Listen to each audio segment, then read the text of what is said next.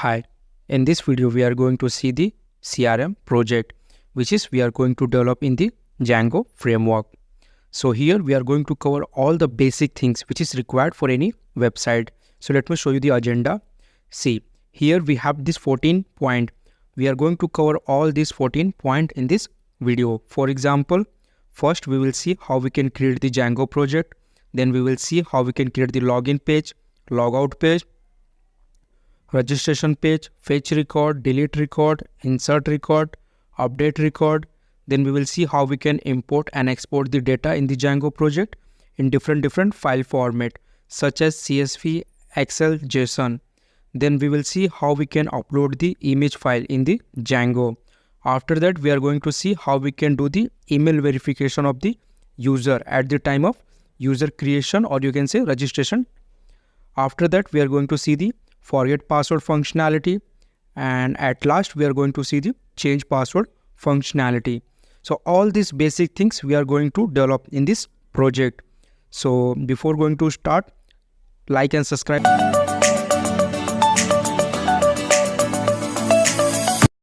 For that, open the command prompt cmd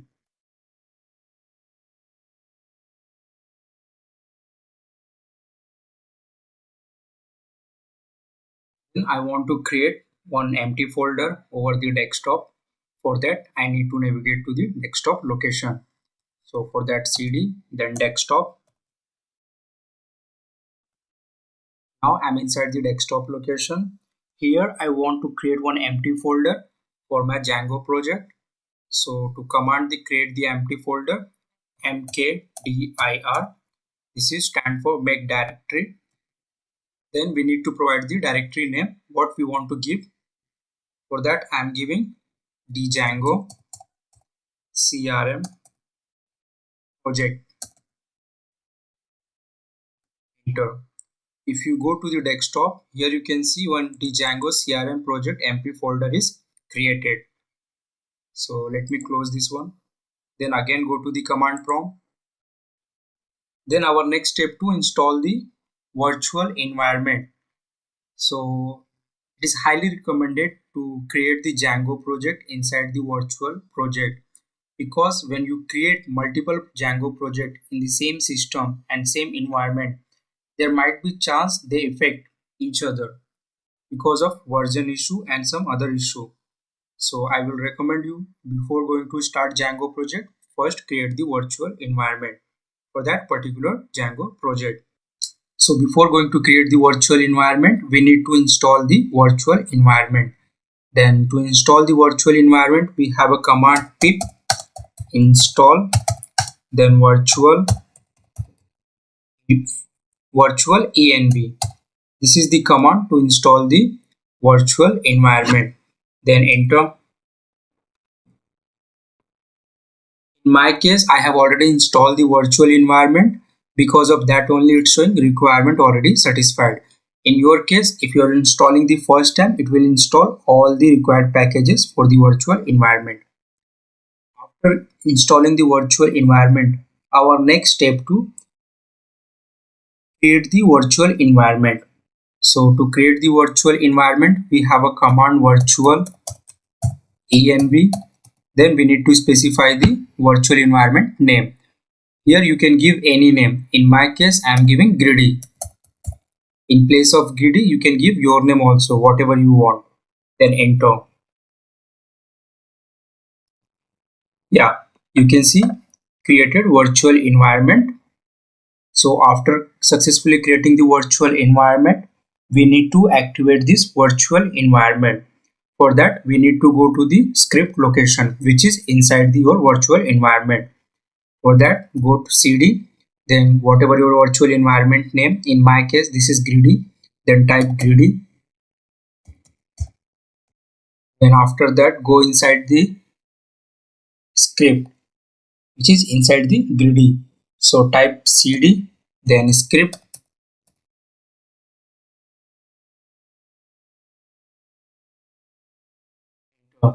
Now I'm inside the script. Here we need to run one command, which is activate. So simply type activate to run the our to run or to start our virtual environment. Let me type activate. If your virtual name is showing at the start of the location, it means you have successfully started your virtual environment. So you can see that Gridi, which name I have given at the time of creation of the virtual environment, it's showing at the starting. It means my virtual environment is ready or start. So our next step to install the Django. But I want to install my Django inside the folder whatever we have created for the desktop. For that, go to the desktop location. For that, cd dot dot. This is a command to come one step back. Then again cd dot dot. Now you can see I'm inside the desktop location. Now go to the particular folder which we have created over the desktop. For that, cd, then that folder name which is Django CRM Project. Then enter. Now we are inside that particular folder. Then we need to install the Django. For that we have a command pip install Django. Before going to install the anything, make sure you have net connectivity, otherwise you will get error. So enter. So here you can see Django installed successfully. Here showing the Django version 4.2.2. Otherwise you can also check what is the Django current version. For that we have a command python hyphen m django hyphen hyphen django hyphen hyphen version. So you can see 4.2.2 it's showing, which is our Django version. Then in this project I'm going to use the Oracle database. For that I need to install the CS Oracle. If you are not going to use the Oracle database and you want to use the inbuilt database which is SQLite 3, then no need to install the CS underscore Oracle. But I want to connect this project to the Oracle database. Because of that only I'm going to install the CS underscore Oracle package. So let me show you how we can install. For that we have a command pip, then install, then cx underscore Oracle. With the help of this only we can connect to the Oracle database. Then enter. We have successfully installed the CX Oracle. Now our next step to create the Django project. For that we have a command python hyphen m django start project. Then we need to provide the project name. For example, in my case I am giving Django CRM project. So if you go to that particular folder which we have created over the desktop, which is nothing but Django CRM project, here you can see one folder is created with the name of Django CRM. This is nothing but our Django project. Then again go to the command prompt. Then go to this particular folder which is Django CRM.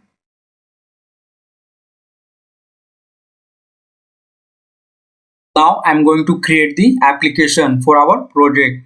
So we already know how to create the application. For that we have a command python manage.py start app, then our application name. For example, I'm giving my CRM. You can give any name, whatever you want. Then enter. Then I'm going to run our Django server. For that we have a command python manage.py run server. Now you simply copy this URL, then open any browser and paste here. If you are getting this page, it means you have successfully created Django project and it's up and running. So let's start the coding for our project. Open the Visual Studio Code.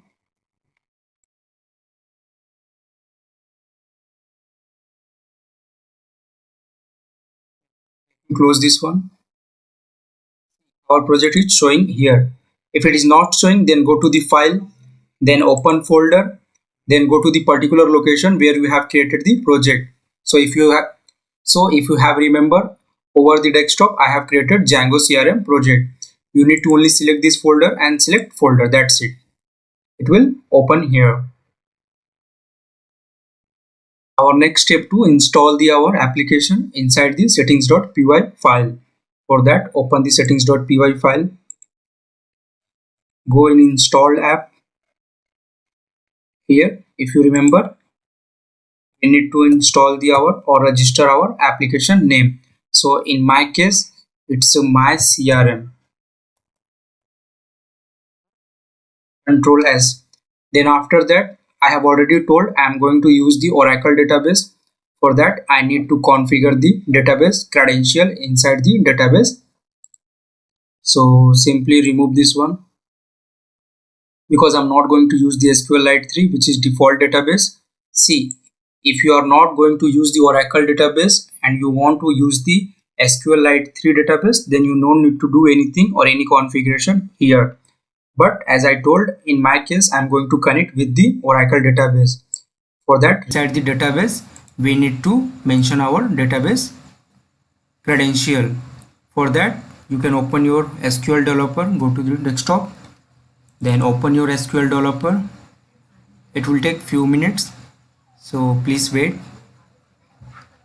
From here we will get the database credential. The same credential we need to mention in the settings.py file. So let's do it. Then right click on your database, then go to the last, there is one property, click on that. After that, here you will get database credential. So go to the Visual Studio Code, and here we need to specify the credential. Copy this line, Control C, then paste one more time. Now change this one. This will be our username. For that, user. Then this will be our password. Yeah, let me remove these things. Then same do for this one also. For this one also. Here we need to specify our DB credential. Then enter the name. Here we need to mention the host name. In my case, my host name is localhost. Go to the SQL developer, then copy this host name, then come to this Visual Studio Code and paste, then semicolon. Then we have to mention the port number. For that, go to the SQL developer, copy this port number and paste. After that, we need to specify our SID name. So go to the SQL developer and copy this SID name and paste here. That's it. Now we are working on Oracle database. So for that, let me add here is Oracle. Then here we need to specify the username. So simply go to the SQL developer and copy the username. In my case, this is the system. So paste here. Then we need to enter the password. So in my case, I have kept the password tiger. So let me type TIGER.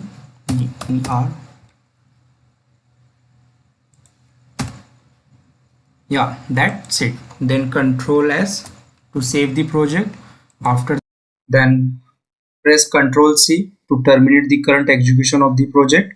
Then we have a command python manage.py migrate.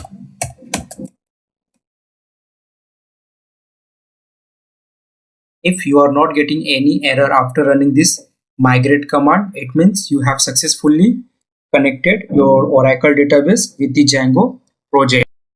Then our next step to create the super user for our Django admin page. So if you have remember, I have already shown you how to create the Django super user. Now I'm going to create the super user for my Django project. So if you remember in my previous videos, I have already shown you how to create the super user. So let me create here also. For that we have a command python manage.py create super user. Here we need to pass the username, whatever we want. For example, in my case, I want Gridi. And email ID is the optional, you can skip. Then password you need to pass compulsory. Then Gridi. And in again password, I'm also giving same thing. Gridi. So it's showing some warning like your password is too weak, whether you want to continue or not. Then you can type Y. Yeah, super user created successfully. Then I want to check whether this super user is working or not, or with the help of this super user whether I'm able to log in or not. Before that, you have to run the Django project. For that, you can use the up arrow. With the help of this up arrow, we can see the previous command. Then enter. Then copy this URL here. Then to navigate the admin page, /admin. Here we need to pass the username and password what we have created over the command prompt with the help of python manage.py create super user command. So in my case it's a Gridi, then password also Gridi. Login. Yeah, successfully I'm able to log in. Now go to the Visual Studio Code. Now start the coding for our project.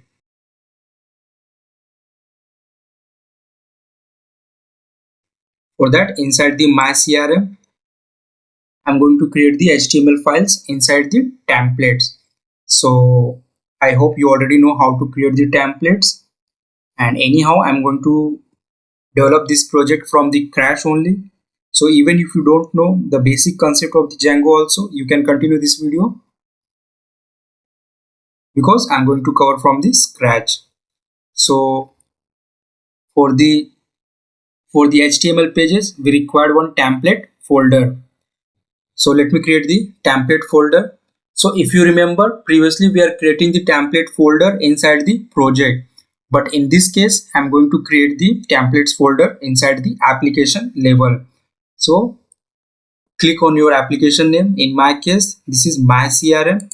Then right click, then new folder, then give the name templates.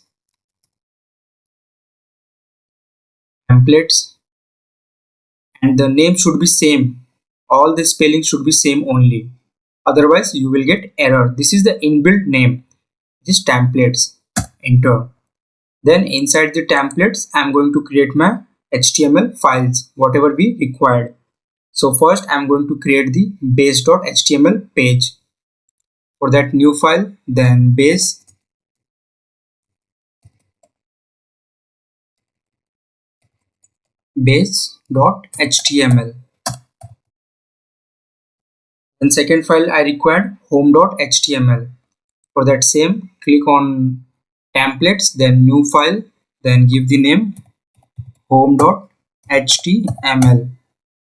And one more thing, for this my CRM, which is our application name, I'm going to maintain URLs at the application level only. For that, right click on my CRM, then new file, which is urls.py. urls.py. Now go to inside the base.html page. Let's check whether these are properly working or not. For that, take one heading, tag, which is h1 tag, h1 tag. Then write something here, for example, welcome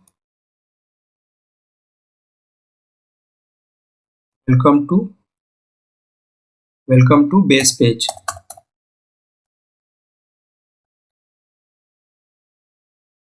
That's it. Control S to save this one. Remember in my previous videos, when we are creating the templates at the project level, we need to install or we need to specify the path of that templates inside the settings.py file. But here we no need to require when you are maintaining the templates at the application level. But one thing we need to check inside the settings.py file. So go to the inside the settings.py file. Here inside the templates, this app_dirs option should be true. If it's not true in your case, make sure this should be true, otherwise you will get error. This is indicating that your template sits at the application level. So internally our Django will be detect our templates. No need to specify the address or location or any path. And whatever folder name we have given, which is nothing but this one only, templates. Because of that only I told you the spelling should be same, whatever I have given here. So that's it, and here should be true. Then go to the base.html page. Here we have written one heading, hello, welcome to the base page. Then we need to create the views to render this page over the browser. So go to the views.py file, which is inside the application. Our application name is my CRM. Here we have a views.py file. Here we need to define the views. Then create view to render our base page. For that, def, then views name. For example, I'm giving home. Then default parameter request. Then semicolon. Then return render. Here we need to specify our page name where we want to render. So first default parameter request, comma, then our page name, which is base.html.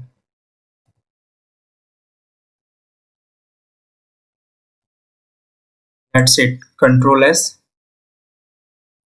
Then we need to maintain the URL for this view. For that, if you remember, inside the application, which is my CRM, we have created urls.py file. Here we need to maintain the URL. Before that, go to the urls.py file, which is at the project level, which is our project Django CRM, and inside the Django CRM we have one urls.py file. Copy this one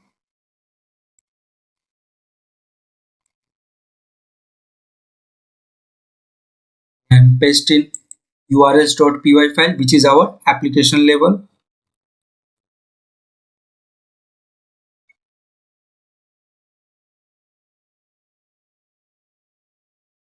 I want to import the views. For that, from my application, which is nothing but my CRM, import views.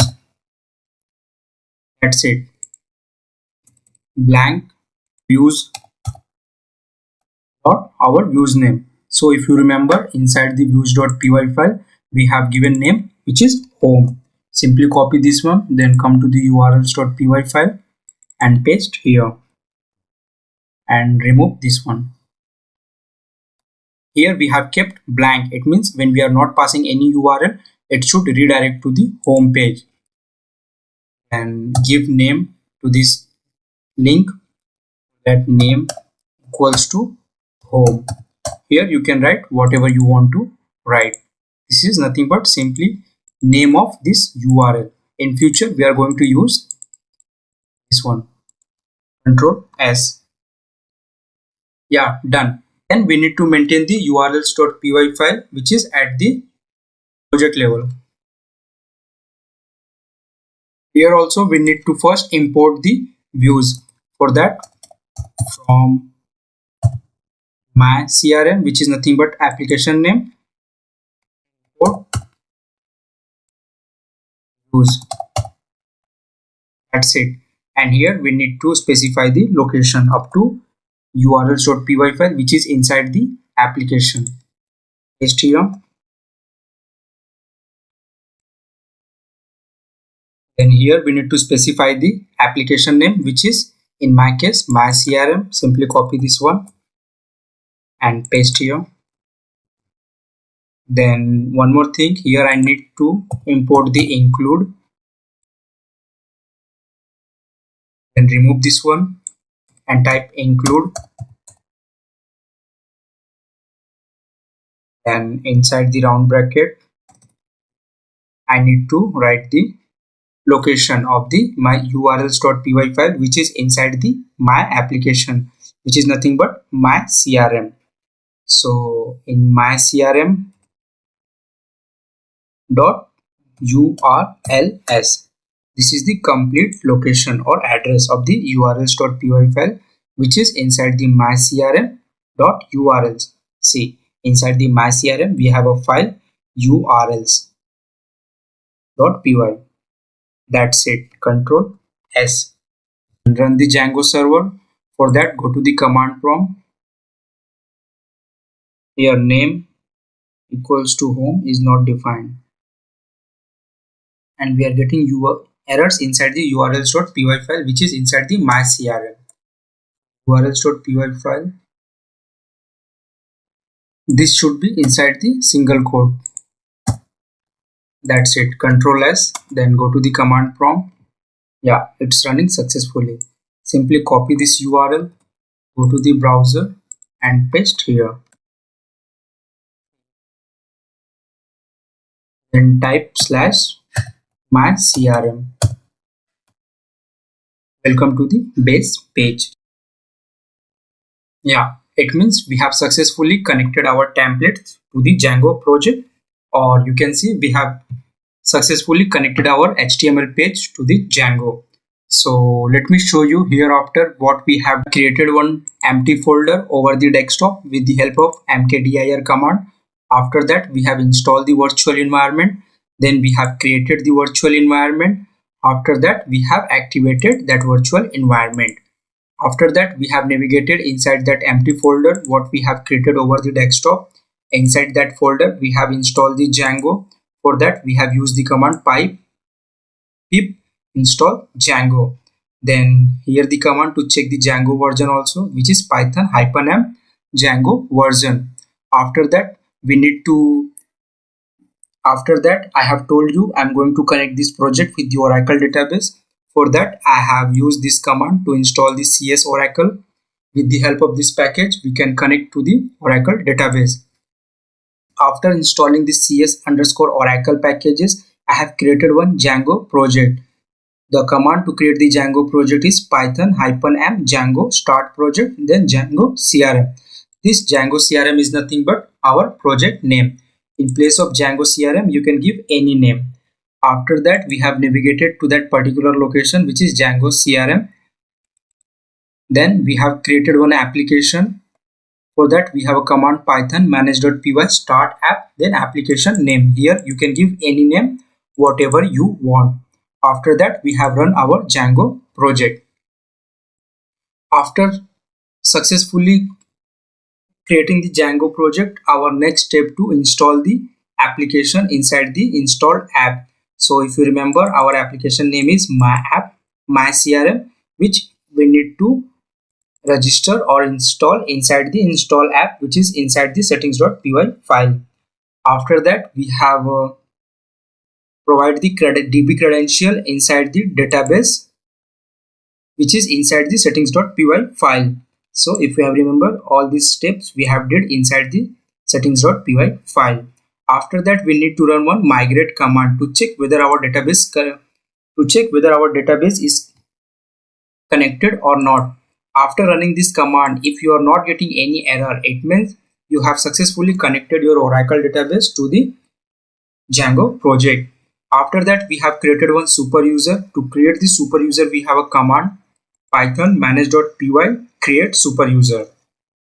Then here we need to pass the super user name. Here you can give any name, whatever you want. Email ID is the optional password you need to pass, and that's it. After that, we have created one templates which is inside the application, and we have created base.html file, then home.html file which is inside the template folder. And if you have remember, we have created one urls.py file which is inside the my crm. After we have written sample line to check whether it's showing over the browser or not. After that, we need to create the views to render the our HTML page. So these are the syntax how we can create the views. And after that, we need to maintain the URLs. So inside the my CRM, we have created one file urls.py. Then here we need to specify the path. After that, we need to include this application level URLs file inside the project level URLs files. For that, we have imported include, then we have also imported the views, and we have mentioned the path of our urls.py file which is at the application level. So here we need to specify the application name, then include, then application name, then our file name. So let's do remaining code for the our project.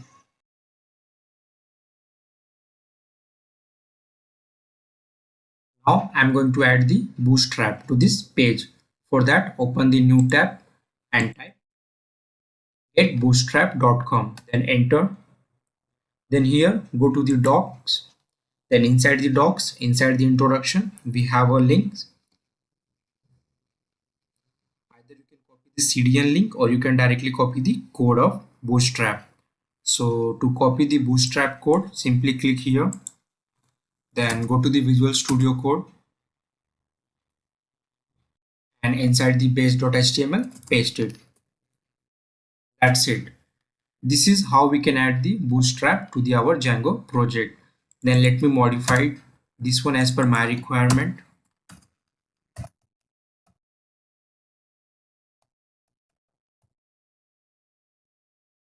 Control S, then open the command prompt and Control C to terminate the current execution of the program. Then up arrow to see the previous command, which is python manage.py run server. We are using this command to run the Django project. Then enter and copy this URL and go to the Chrome and paste here. Hello world showing. It means we have successfully added bootstrap to the our Django project. Go to the Visual Studio Code. Let me modify this one as per our requirement. So here I'm going to use the concept of inheritance. For that, let me remove this one. And as I already told in my previous video, whatever fields are going to change page to page, that we need to keep inside the block. For that, I'm going to take one block. We need to give the name of the block. For example, I'm giving content. We copy this one and paste here also. So the code which is going to vary page to page, that code we need to write inside the block only. So for example, here I'm taking one h1 tag and typing this is base page, this is base page. Control S, then go to the browser and refresh. It's showing this is base page. And now I'm going to extend this base page into my another pages. For example, I want to extend this base page code inside the home.html page. Then simply go to the home.html page, and here to extend the base.html page, we need to write extend. Then here we need to pass the page which we want to extend In my case, for example, I'm going to extend base.html page. So I need to write the name of base.html page. For that, base.html. That's it. Then Control S. Right now we have not defined any URL for the home page. So go to the views.py file here, and in place of base I'm going to update as the home HTML page. After refreshing also it's showing this is base page only. So go to the Visual Studio Code and inside the home.html page, for example, you want to override the content of the base page. For that, simply go to the base.html page and copy this one and paste in home.html page. So here, based on your requirement, you can modify this content. For example, for the home page, you want home. Control S. Then go to the browser and refresh. See, it's showing this is home page. Even in the base page you have written this is the base page, but for home.html page it's showing this is the home page. This is how we are overriding the content of the base page inside the child page, which is home.html page. Then this is the basic example of the template inheritance, and we are going to use this concept in this project. So next I'm going to add the navbar. For that, right click on templates, then new file, then give name navbar. You can give any name, but in my case I'm giving navbar. That's it. And let me show you how we can copy the code for the navbar from the bootstrap. So simply go to the browser here, search for the navbar, and inside the navbar you can select any navbar as per your requirement. Based on your requirement you can select navbar, and you can also modify that navbar. For that, in my case I'm going to select the navbar as per my requirement. So let's copy this one. This one is very similar to my requirement. Simply click here to copy, then go to the Visual Studio Code here. That's it. Then Control S, and this new bar we want to include inside the all the pages, and anyhow we are going to inherit the base.html page. It means if we include this new bar inside the base.html, ultimately it will reflect in all page. Why? Because anyhow at last we are going to inherit the base page only for common code. So instead of including this new bar in each and every pages individually, you can do one thing. Simply include this new bar inside the base.html page. For to include the new bar, we have a tag include. Then inside the include, here we need to pass the file name or page name which we want to include. So I want to include the new bar. For that, I need to pass the name of the newbar.html page.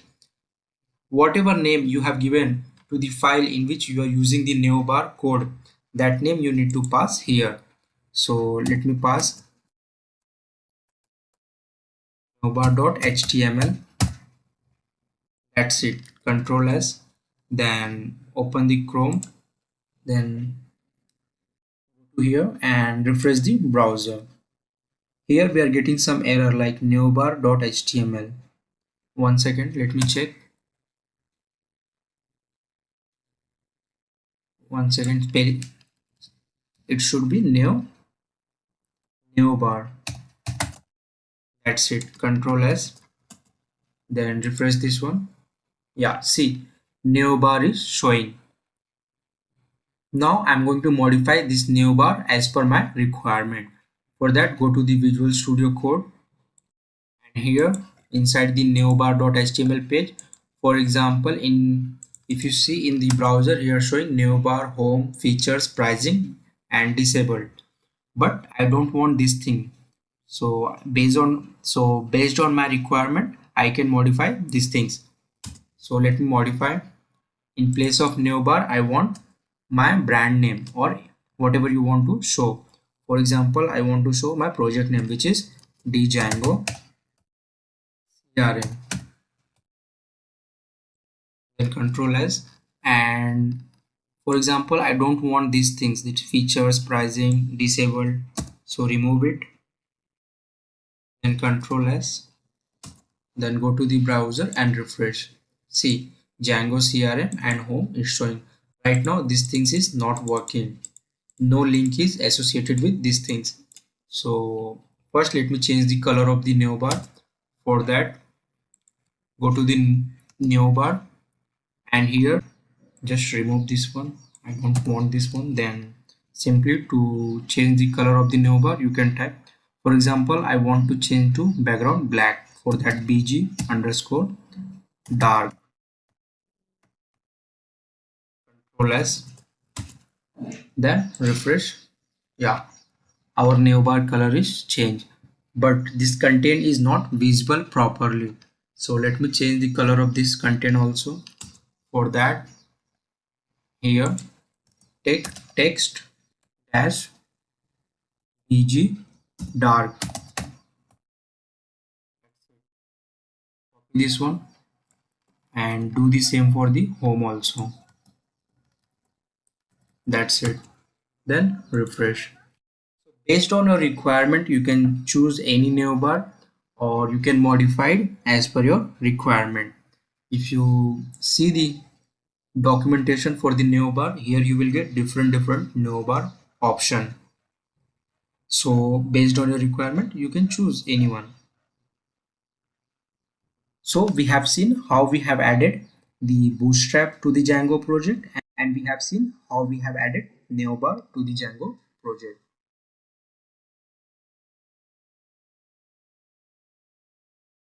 So next, I'm going to develop the login page. So let's start. Open the Visual Studio Code.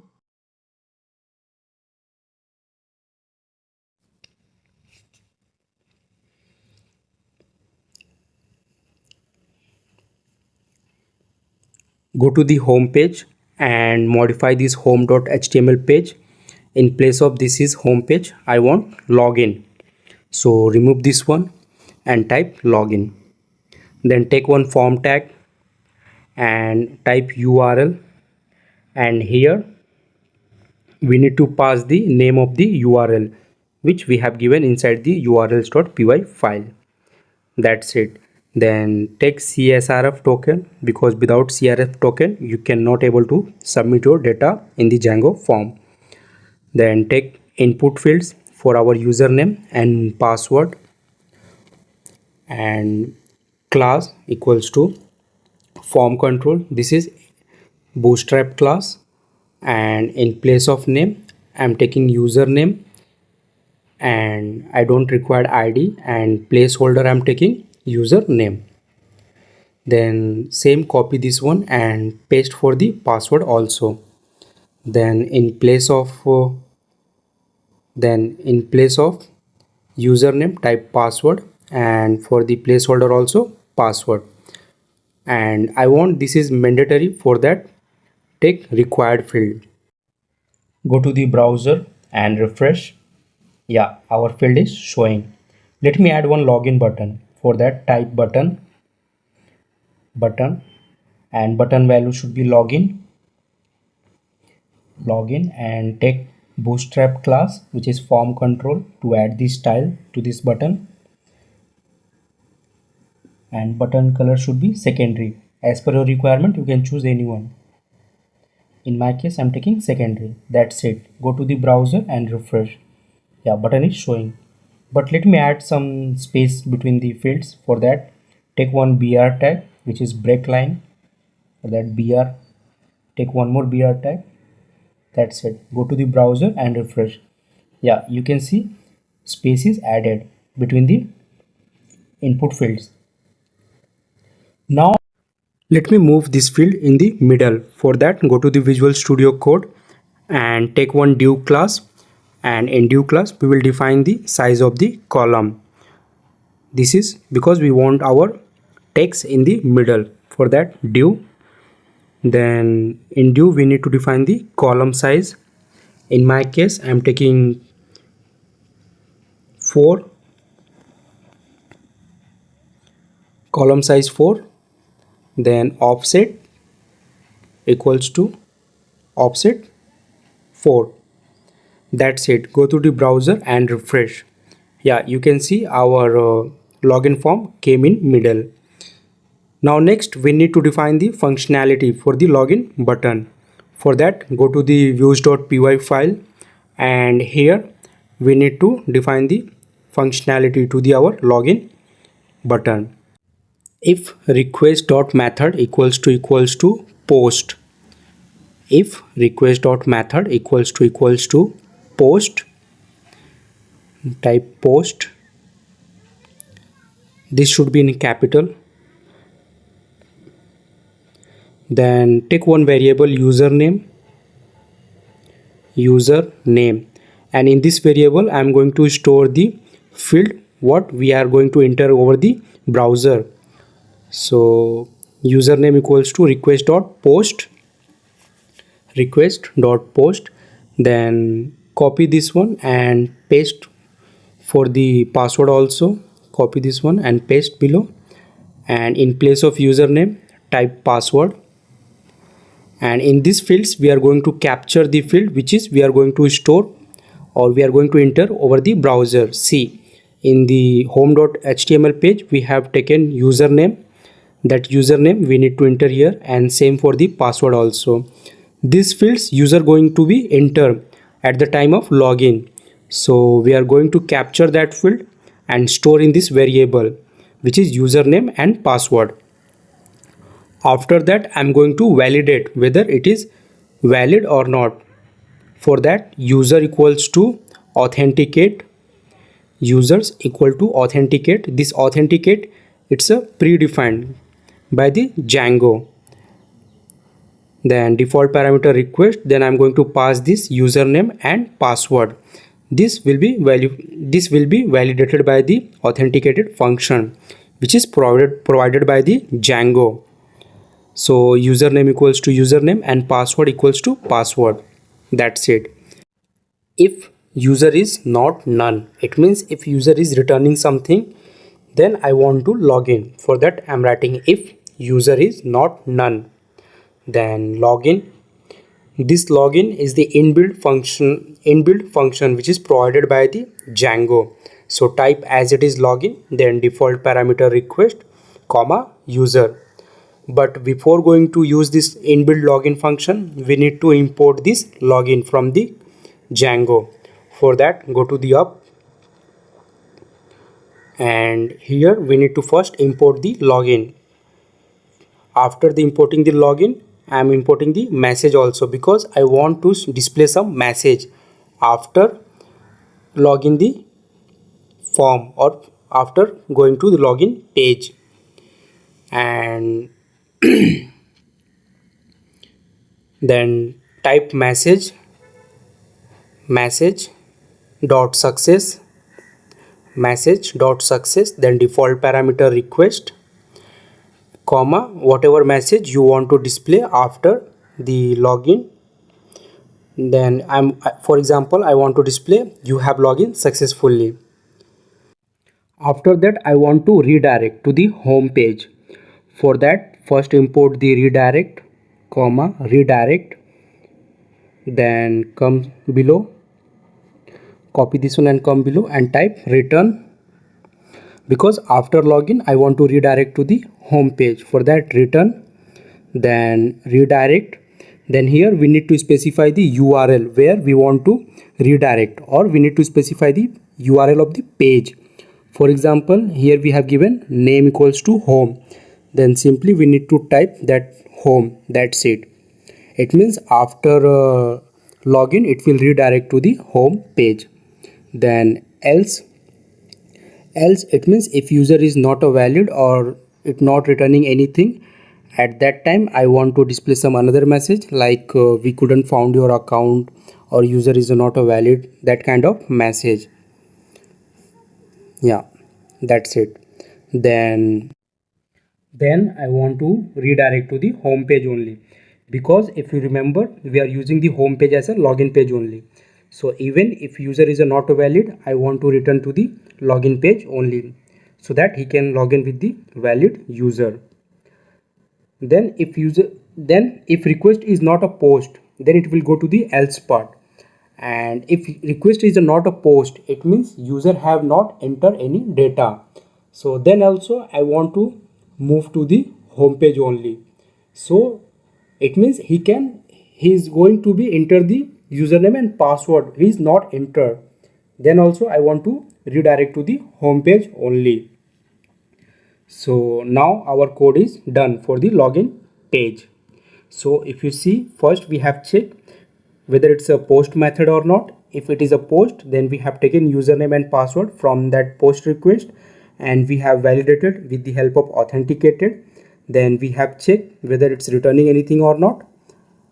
That's it. Then go to the home.html page, and here I want to add some condition. Like if user is authenticated, at that time I want to display some messages. For that, let me take one if condition. If user is authenticated, if user dot is underscore authenticated, it means if user is logged in. After that, what I want to show, that things I'm going to write here.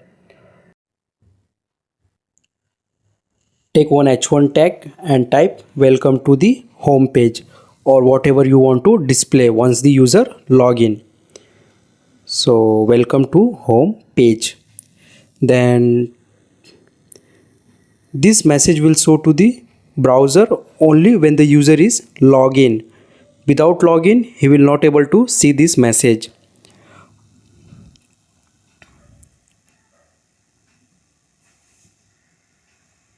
After that, take one else block. It means if user is not login, then what you want to show. So in my case, if user is not login, I want to show the login option. So copy this code and paste here. It means if user is login, it will show welcome to the home page. If not login, then it will show username, password and login button. So he can log in to that particular page. Then go to the base.html page and remove this one. And here I want to display the messages.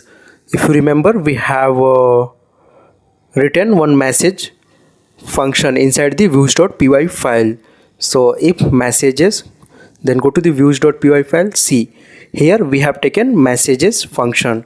So with the help of this message function, we can display the message over the browser. So if messages, then for each message in messages, I want to display that message here. For that, for each message in messages, display that particular message. That's it. Control S. Then go to the new bar, and here in place of home I want login option. So type login, and in URL we need to pass the URL which we have maintained inside the urls.py file. So if you remember, there we have written home. So simply type home, and this Django CRM, for this also I want to home page only. When I'm clicking on this Django CRM, it should redirect to the home page. For that, I'm taking home here in the URL. Control S, then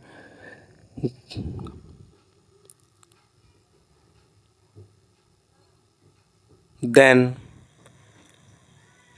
to the browser and log in here with the valid user and password. For example, Gridi, and password also Gridi. Then click on login. After login, it's showing you have logged successfully and welcome to the home page. Now I want to add bootstrap functionality to our message, whatever we are displaying over the browser. For that, go to the browser and search for the alerts. And here, if you can see, many alerts option is showing. So based on your requirement or whatever you like, you can select any code or any alert code which you want to display over the browser when user is login. So I'm going to select this one because this is very similar to my requirement, or I like this one. So simply copy this one and go to the Visual Studio Code and go to the base.html page and paste here. Then let me modify this one as per my requirement. So remove this line, I don't require this one, and copy this message block and paste here. That's it. Then go to the browser and refresh it. Then log in with the username and password Gridi, and password is the Gridi. Then click on login. See, you have logged successfully. This alert is showing. So this is how we can add the booster functionality to our existing code.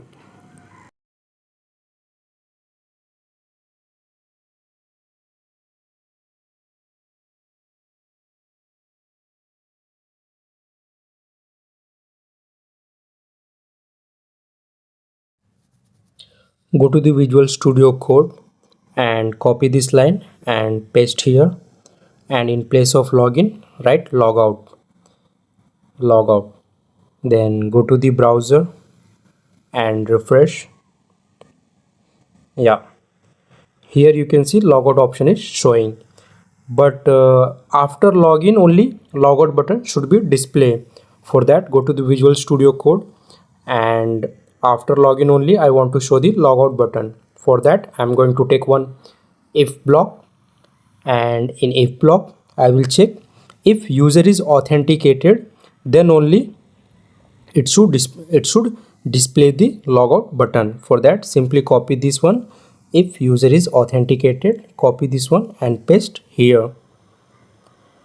And inside this if block, I'm going to paste my logout button code, because after login only you can log out.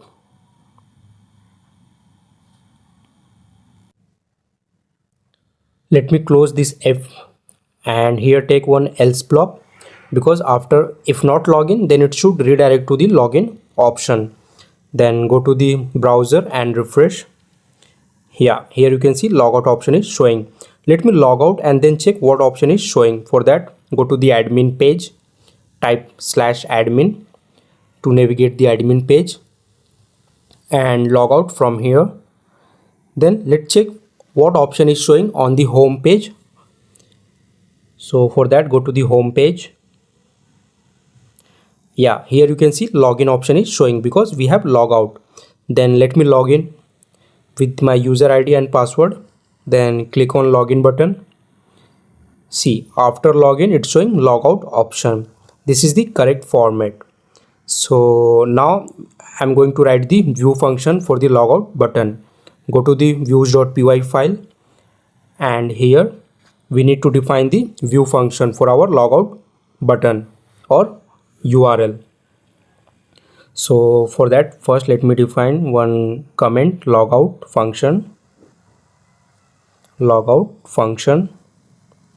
and here I'm going to create my logout function. Then here logout, then here login function, because I'm using home page as a login page only. For that, then come down, and to create the logout function, it's very easy as compared to the login function. So let me create logout function dep, then logout function name. You can give any name, whatever you want. Then default parameter request. To create the logout function, we need to simply call the logout function, which is already provided by the Django. Go up, and here you can see we have imported already logout function.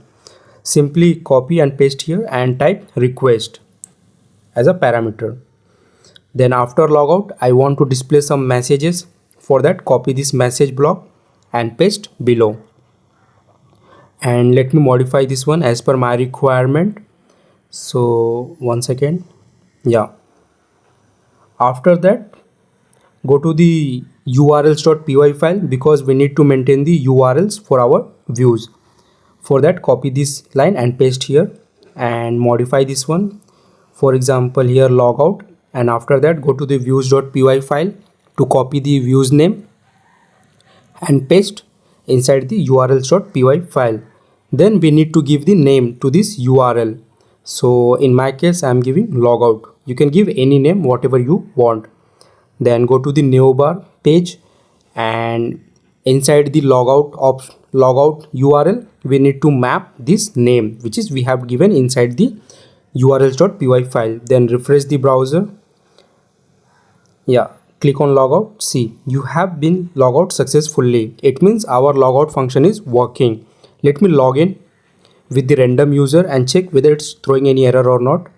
Yeah, you can see when I'm logging with the random user, it's throwing error. Let me log in with the valid user, which is Gridi, and password also Gridi. Then click on login. You have been logged in successfully. Then click on logout. Yeah, you have been logged out successfully. It means our logout function is working successfully.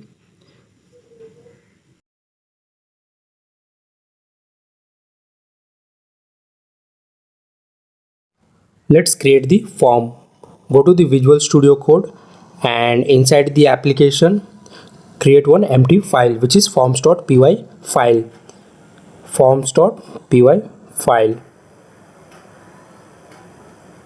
Then here we need to import the three libraries. First we need to import the user, then second we need to import the user creation form, and third we need to import the forms. So let's import from django.contrib.auth.models import user. Then second import user creation form from the django.contrib.auth.forms import user creation form. Import user creation form. User creation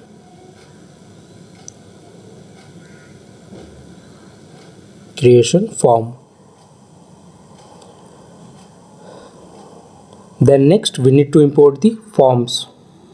For that, from Django import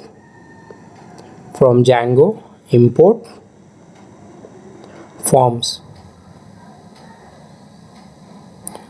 After that, let me add one comment which is create form class. Create form class. Then here we need to create the class. So for that class, then class name whatever you want to give. In my case I am giving sign up form. Then we need to inherit user creation form. By the inheriting we are going to access all the features and properties of the user creation form. Then next we need to add the fields name, what we want to show over the display over the browser. For that, let's create the fields. For example, name equals to forms dot, then type of the name field which is care field. Then attributes, for example I want to display the label also for this field. For that, label equals to, then label name what I want to show, then comma, then widget. With the help of widget you can add additional functionality to your fields. So widgets equals to forms dot text input, then attributes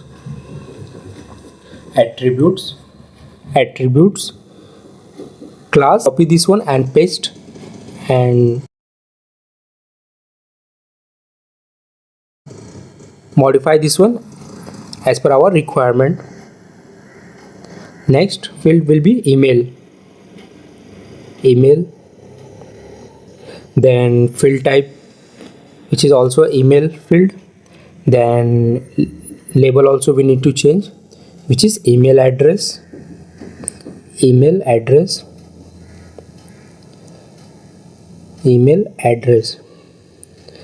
next username, and label also change to username. After that, password 1, then password 2, and we need to change the label also according to that. So password,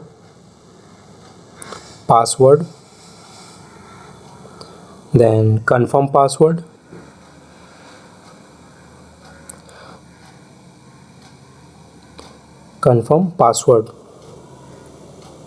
then we need to define the meta class. For that, class meta.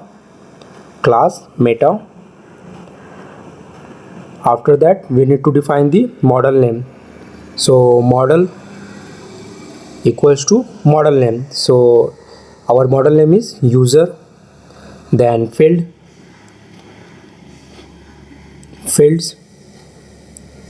Here we need to define all the fields what we want to display over the browser. For example, name. One second. Whatever field we want to display, we need to mention here. So name, email, then username, then password 1, and then password 2. Control S, then go to the views.py file. Yeah, here first we need to import the form class what we have created there. So from current directory, forms, import forms name. So our form's name is sign up form.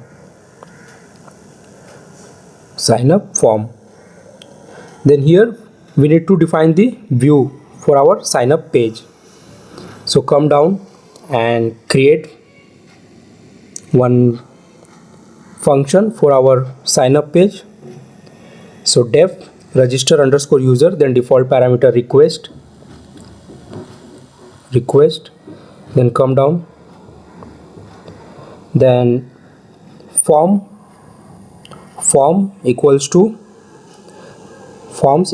sign up form. Here I am creating the object of our sign up form. Then I am checking if request.method equals to post. If request.method equals to post then again create the form object of the forms, but this time it will along with the data. Previously we have created without data, but this time we are going to create along with the data. So form equals to sign up form, then request.post.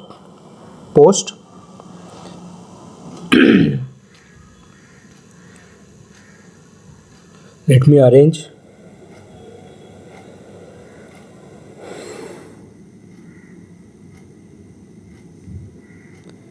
Form. If form is valid,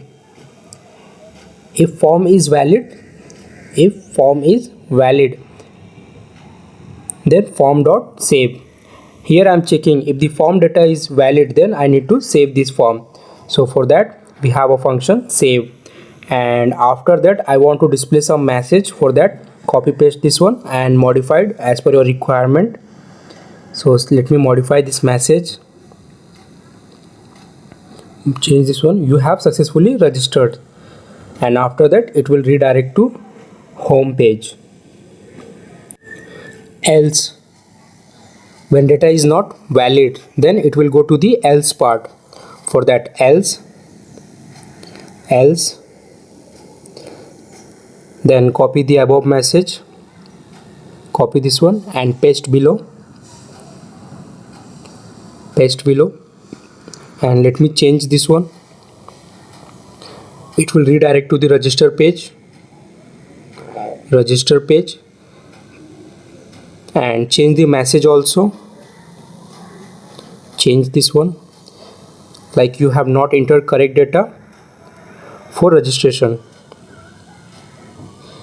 Else, then we need to provide else for the upper if, which is if request dot method is not post, then it will execute this else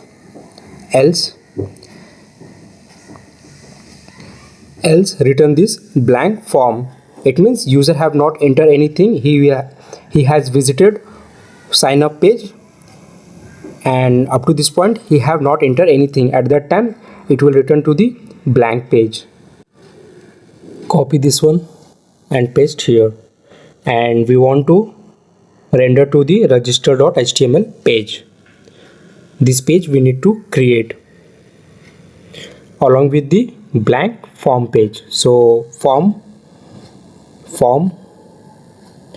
this is the key in single quote, and the value for this also form. It means we will render to the register.html page along with this blank or empty form. Then we need to provide return statement for our def also. So simply copy this one and paste below, and remove this form because we don't want to pass anything. That's it. Control S. Then our next step to create the register.html page. Till now we have not created that page, so copy this register.html, go to the templates, right click, then new file, then paste here register.html page. We need to write here our register.html page code. Simply copy this code and paste here and modify as per our requirement. I don't want this field, remove this one. Then in place of login I want register,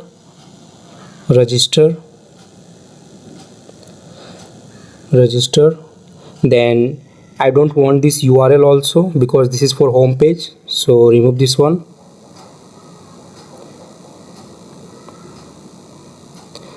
Then remove this one also, I don't require that things. This one, yeah, and this one also.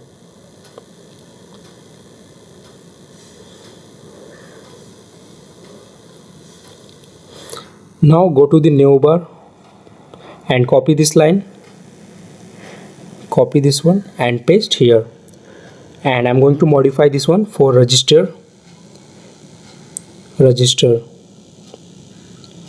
Then remove this URL also because we are going to define new URL for our register page. Copy this one and paste below, then modify this one as per our requirement. So in place of logout write register. Here you can give any path whatever you want, so I am giving register. Then here we need to pass the view name what we have created inside the views.py file. So copy this one register.user and paste here. Then we need to give the name to this URL. You can give any name whatever you want. Then Control S, then go to the neobar.html and here pass the name whatever you have given to the your URL. Then go to the register.html page and here also paste the name of your URL. After that we need to add the key what we have created in the view and pass that key inside this curly bracket. Copy this key and go to the register.html page and pass here. Then refresh the browser. Yeah, our form is showing over the browser, but it is not showing properly. So let me change. First let me change this login to register.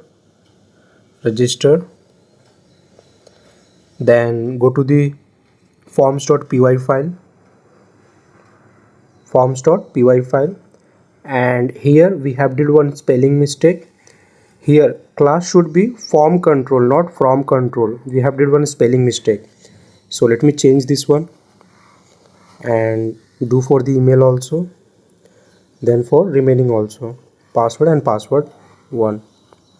Control S, then go to the browser and refresh.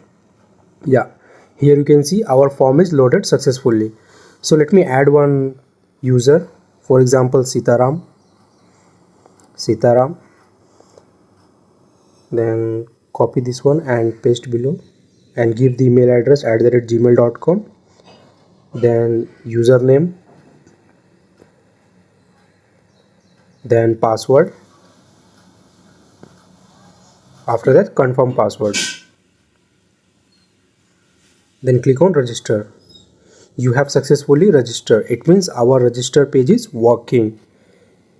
Close this one and try to log in with that user what we have created. So username and password I'm entering, then click on login. You have logged in successfully. It means we are able to log in with the newly created user ID. Then here you can see that register button is very close to the field. So let me add one break to add some space. Then add here is one break tag. Then go to the browser and refresh. Yeah, here you can see the space is added between the fields and register button. Let me add one more record, but this time I am going to pass the password and confirm password different to check what kind of message it's showing, and after that I will customize that message as per the error. So let me enter the password, then second time I'm entering the different password and trying to save or register. See, I'm getting one generic message, you have not entered correct data for registration, but I want specific message. For that, go to the Visual Studio Code and here copy this, go to up and copy this two line and come to the register.user function and modify this one as per our requirement. In this variable I am going to store or fetch the password 1 value and password 2 value. So whether so I can validate that one. So let me modify this one. Password 1 equals to request.password1, then password 2 equals to request.post password 2, like that. So let me modify the let me modify this one. Yeah, then come down and here add one else if block. Here I am going to check the condition for password 1 and password 2. So else if password 1 is not equal to password 2, at that time I want to show some customized message, not generic message. So let me change this message, and here I want to print like your password and confirm password, your password and confirm password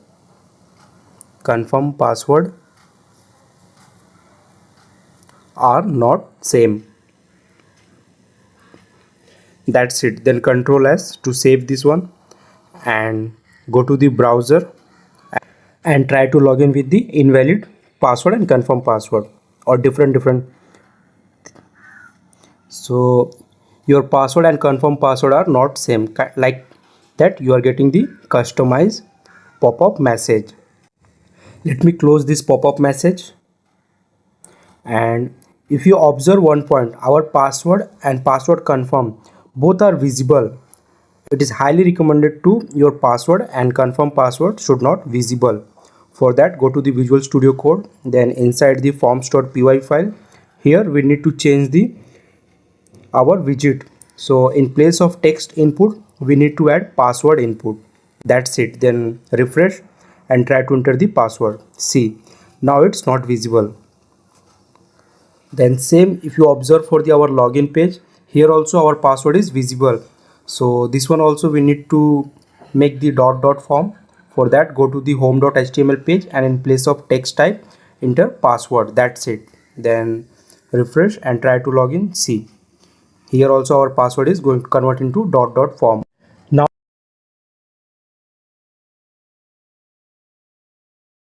I'm going to create the model for our project. For that, go to the Visual Studio Code, then inside the models.py file, here we need to create the model class. For that, let's create the model class, then model name, whatever you want to give. I'm giving record, you can give any name. Then I need to inherit this class from models.model class, models.model. Basically, we are using the models in the Django to perform the DB related activity. Then next I'm going to take the fields for our database. For that, first I'm taking the create time because I want create time equals to models.model and The field type should be date time field. Then here I want to make this field auto. Now it means we no need to pass any value for this one. It will take automatically at the time of creation. For that I am using the auto now add equals to true. So we need so we no need to provide any value manually for this field. It will automatically capture. Then second field, first name equals to models dot char field, and here we need to specify the max length of this field. For example, I'm taking 70. Then simply copy this one and paste.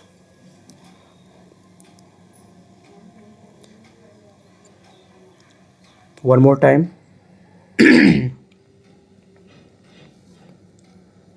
Then let me modify this one as per my requirement. So second will be this one will be the last name, then email,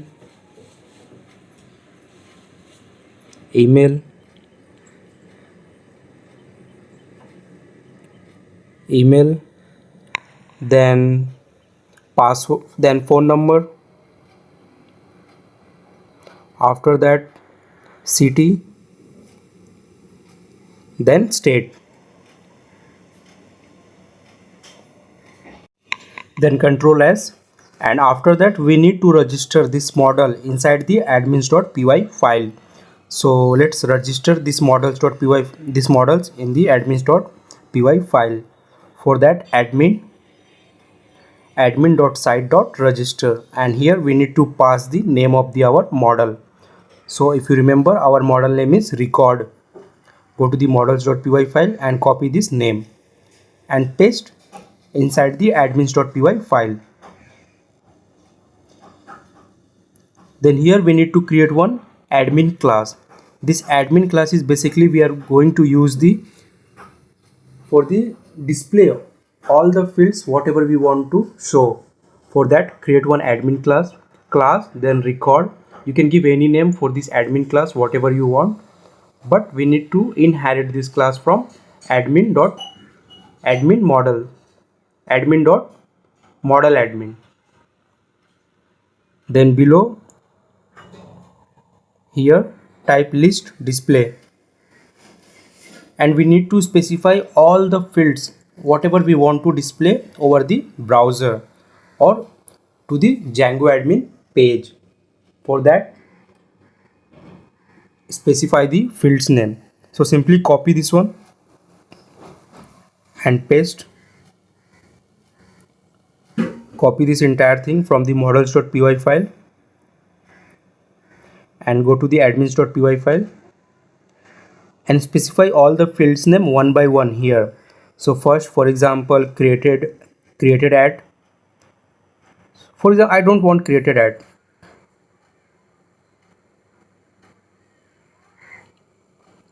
Then first name,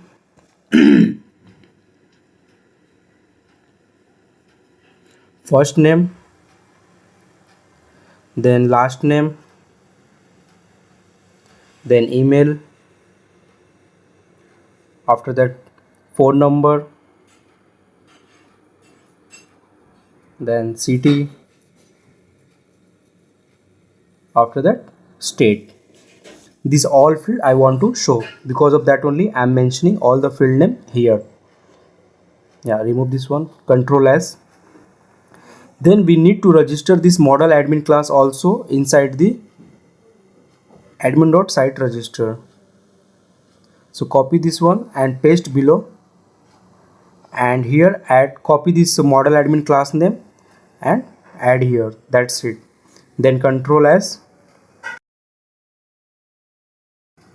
And one more thing, we need to import the model class also here.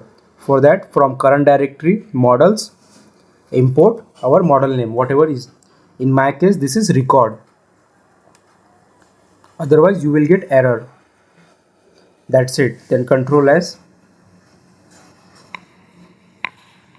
then go to the browser, and here we need to run two commands.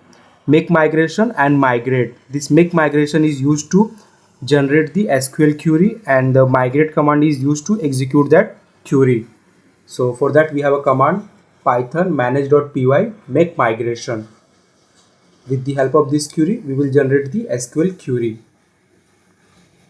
or you can say this will create the model, or in simple term you can say this will create one table inside the our database. Then second query will execute that SQL query to create that database. The query is python manage.py migrate, then enter. Yeah, if you want to see the SQL query, so with the help of SQL migrate command we can see the SQL query. So this is the command to see the SQL query, then enter. See, create table and table name and all the fields what we have given. So this is the query generated by the Django. Then see, this is the our table name, my CRM underscore record. If you go to the database, open the database or SQL developer, wait for a second, it will take time.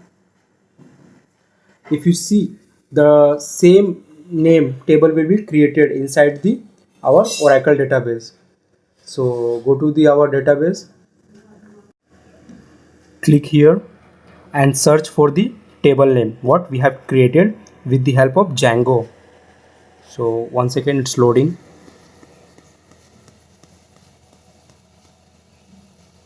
Yeah, then expand the table, then here search for the table name what we have created right now. Go down 1 second.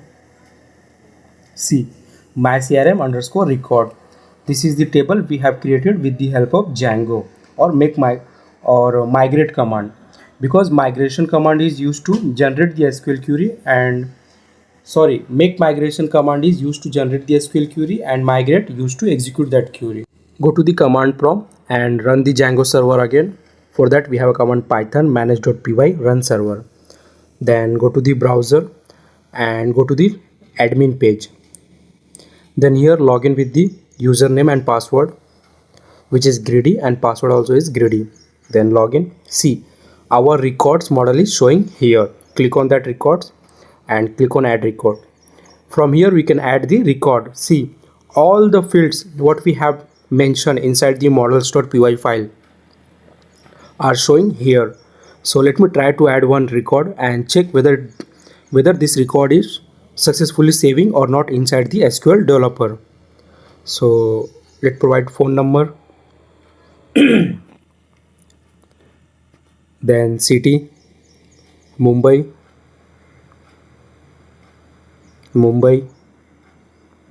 after that state MH, then save.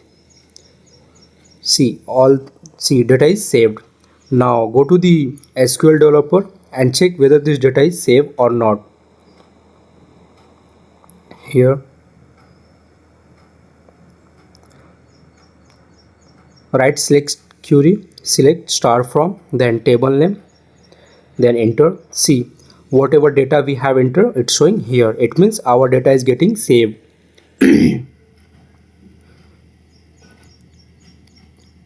Now now go to the admin page and try to add one more record and check whether this record is also showing or not.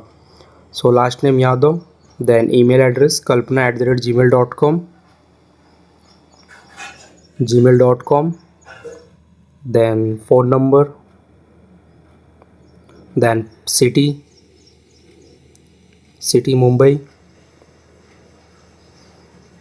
Mumbai, then state MH,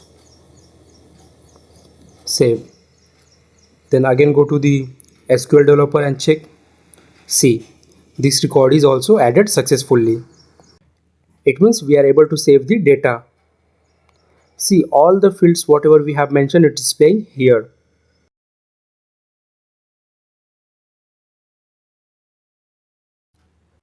Now I want to display this data over the browser, not through the Django admin page. For that we need to define the view. Go to views.py file, and here first we need to import the our model. For that, from current directory, dot means current directory, from current directory models, import the model. So our model name is record. Import record.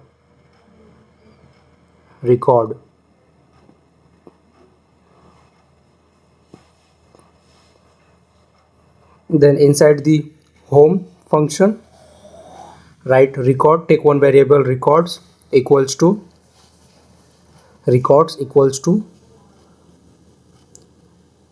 records equals to record, which is our model name, dot object all. It means we are going to fetch all the objects of the record model and storing in the records variable. Then copy this one records and go below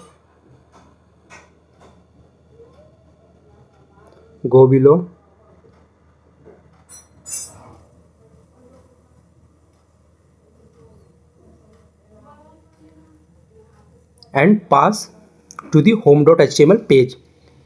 So create one key and pass this records as a value. Then go to the home.html page and simply inside the double curly bracket you need to paste that key, which is records. That's it. Then control S,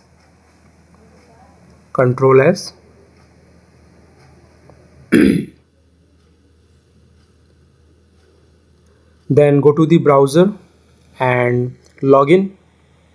Gridi, username Gridi, then password also Gridi, then click on login. Yeah, see, our data is showing. You have logged successfully and our record is showing object 1 and object 2. It is not showing in correct format. So let me modify this one, and I'm taking one for loop, and inside that record in records, and I want to print one by one all the data. For that, take double curly bracket. Then we need to specify the field name one by one. For example, record dot whatever field you want to print. So refresh this one. See, this time also it's not showing in correct format whatever we want, because we need to specify the field name also. Dot, then whatever field name you want to show, go to the models.py file, and these are the fields name. So you can simply copy from there and paste here whatever you want. So copy this one and paste, paste below. I'm going to do for the all the fields. Then go to the models.py file and select one by one all the fields.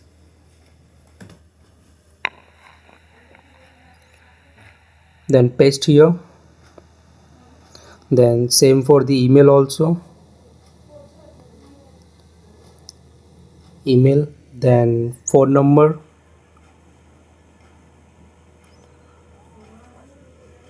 then paste here. After that, city,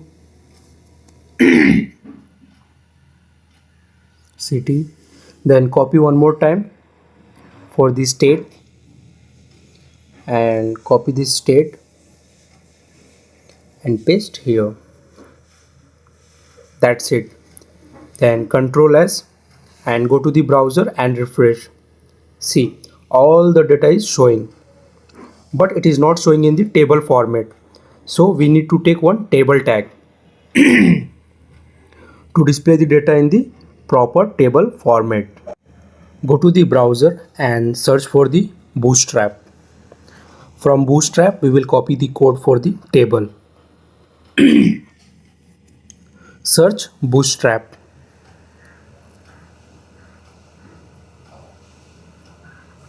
Get bootstrap.com, then enter,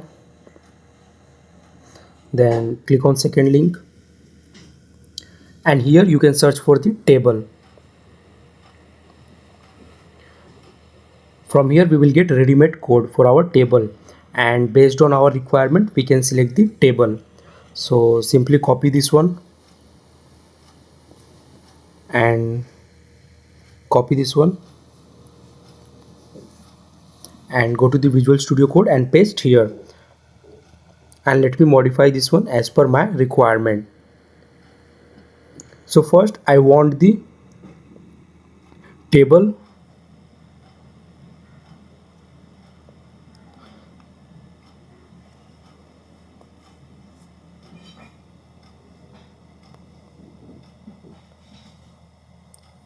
head. So let me add table head, then last name, then email,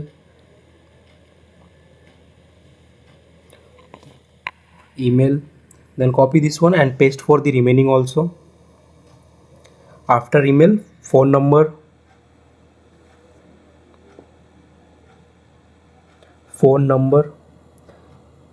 these are nothing but the table head, what it will display over the browser. Then city,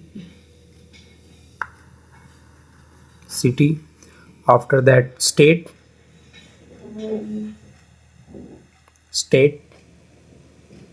yeah, that's it. Remove this one, we not required this one.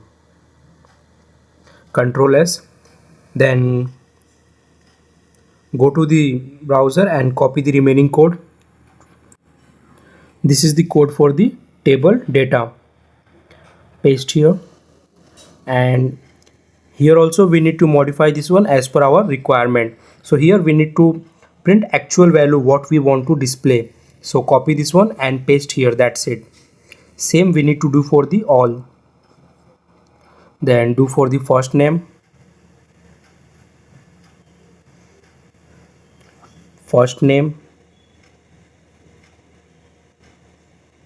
then for last name. These are the actual values or table data.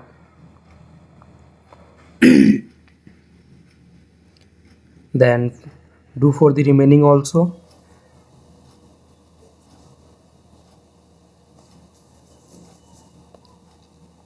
Same for the phone number. Copy this phone number and paste here.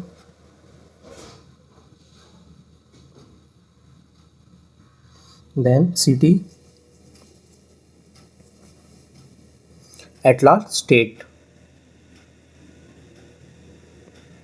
Then copy this state. Yeah, copy this state and paste here. Paste here.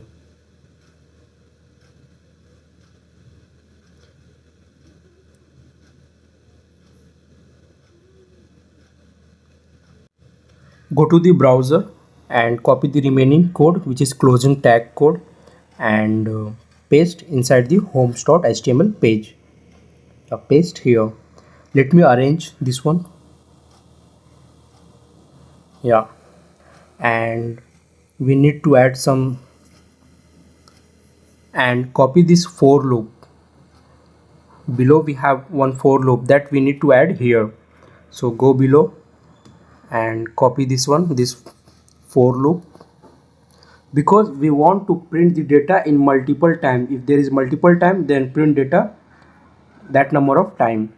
So for that, for each record in records, execute this table data and copy the copy this record. Remove this one, we don't require this one. Then go, then let me add one if condition. If record, then only it will execute this block. So let me add one if condition. If records, it means if records, then only execute this block. And let me arrange this if condition block. Yeah, and I don't want this one, remove this one.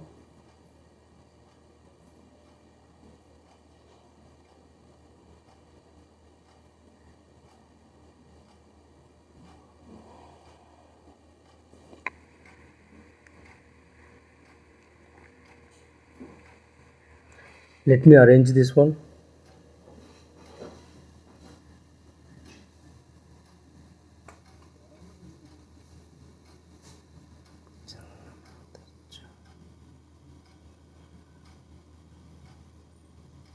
And paste here, because our for loop is going to end here. And copy this and if, copy this one and print below the for loop. That's it. Then control S to save the file.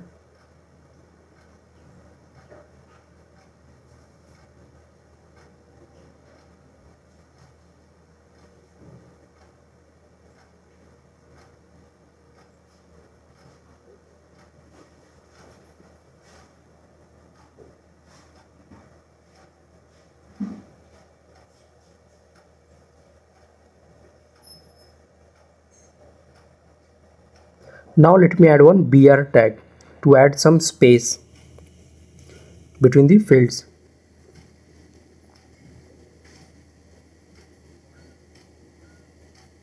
Then go to the browser and refresh the browser. See, table is added and our data is showing in the table format. First name, last name, email, phone number, city, state, and created at also showing. So these are displaying in the table format. Let's add ID also here.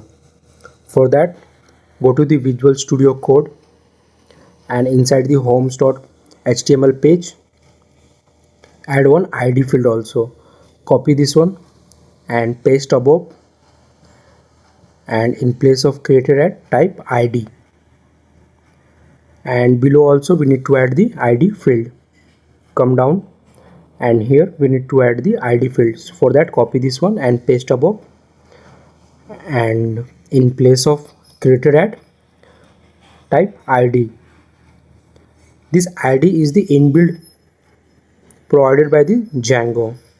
We no need to do any extra thing for this one. Control S.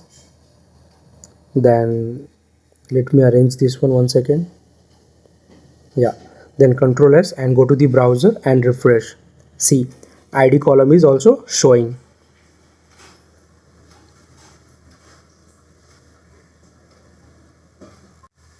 Now based on your requirement or your choice, you can select the different table format from the Bootstrap. So simply go to the browser and search for the table, what kind of table you want. So whatever you want, you can copy from here and add in your HTML page. For example, I have copied one table format and pasted here. Then go to the browser and refresh. See how over is added to my table. Whenever I'm moving my cursor, it's showing some change. Add here records, one field. This records will be displayed over our data. Control S, then go to the browser and refresh. Yeah, records it's showing, but here some extra spaces is showing. So let me remove that space, remove this br tag, then Control S and refresh the browser. Now it's okay. Now it's good. Then let me add some extra Bootstrap style to my table. For example, I want to change the header of my table, color of my heading table, color of my table head. For example, I want this dark table head. So copy this one and go to the Visual Studio Code and paste here in the table head. Yeah, paste here. That's it. Then go to the browser and refresh the browser. See, the table head is changed. Like that we can apply different style to the our table. Now for example, I want to add the border of my table. For that, copy this code and paste here. Simply paste here, or you can type also, it will work, not an issue. Refresh the browser. See, border is applied to the table.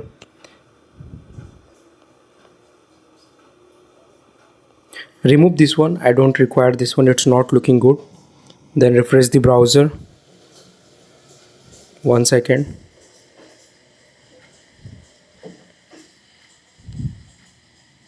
Yeah, now it's working. But here we have did one mistake. Our table header and the navbar both are showing in the same color. Let me add some space between the header and table header and the navbar.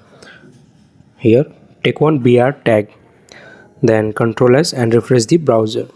Yeah, now space is added. Then our next step 2, after clicking on ID, it should redirect to records page and show the all the information of the records. Right now in this case there are very few records, so anyhow all the records are I'm showing on the first page only. But I want to add some functionality, like after clicking on the add button, it should redirect to the another page and show detailed information of the user. Go to the inside the urls.py file.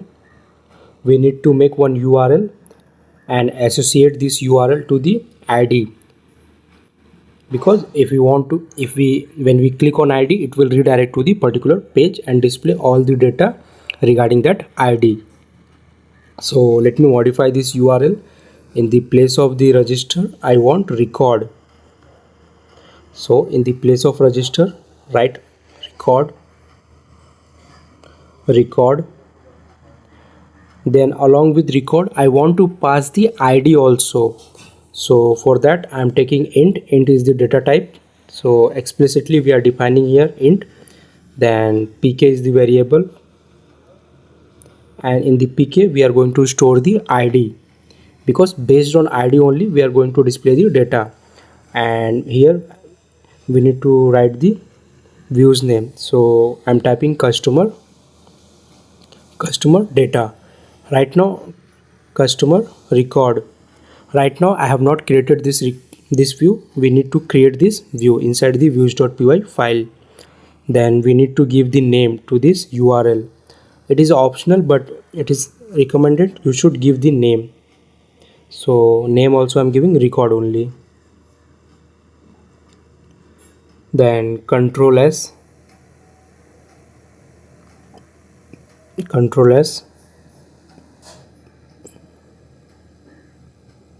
Then go to the views.py file, and here we need to create the views, which is customer record view. What name we have given inside the urls.py file. So def, let me add one comment, customer record.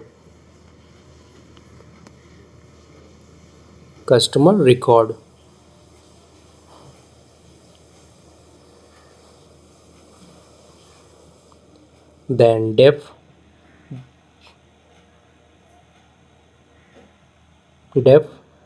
then view name what we have given inside the urls.py file. Copy this one and paste here. Then default parameter request.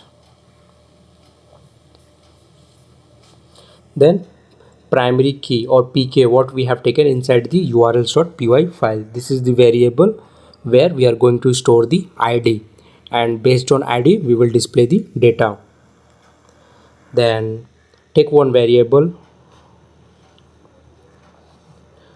name is customer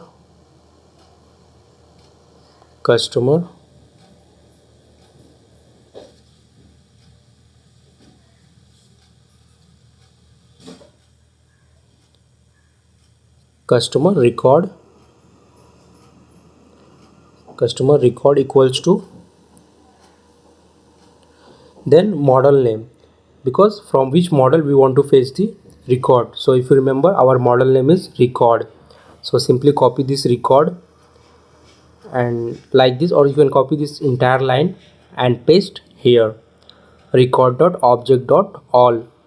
But in this case we don't require all data, we are required based on id.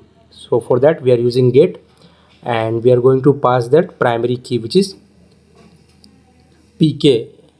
So id equals to pk, it means for particular id only we are going to fetch the record.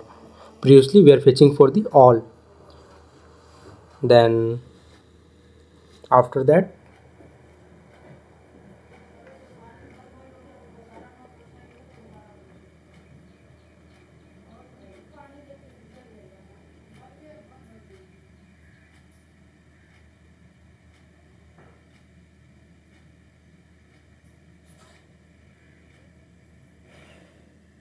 go to the home.html page.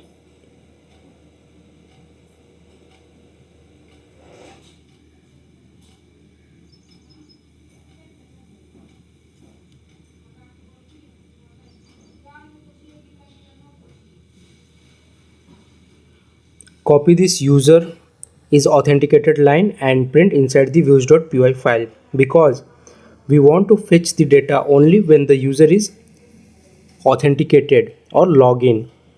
So paste that line inside the customer records view.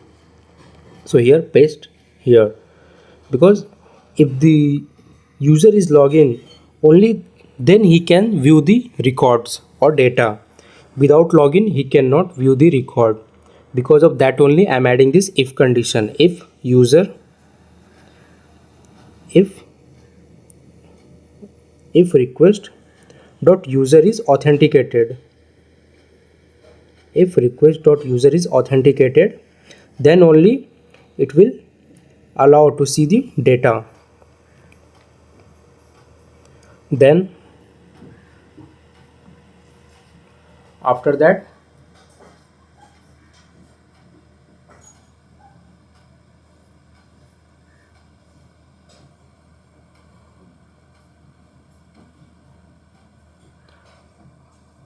return render,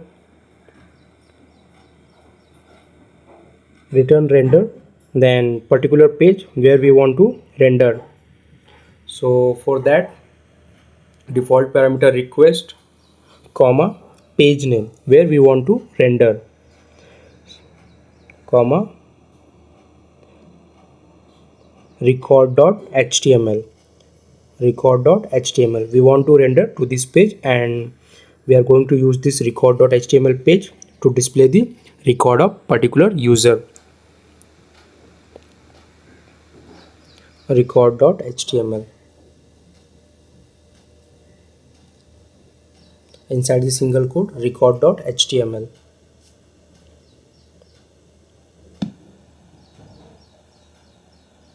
comma, then we need to pass this customer record variable inside the dictionary form. So copy this customer record as a key, then semicolon, then paste the value for this one.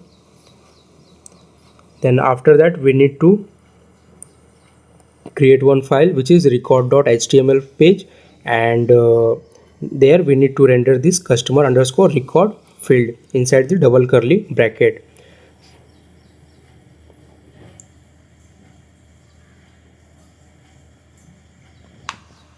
Before that I want to display some message.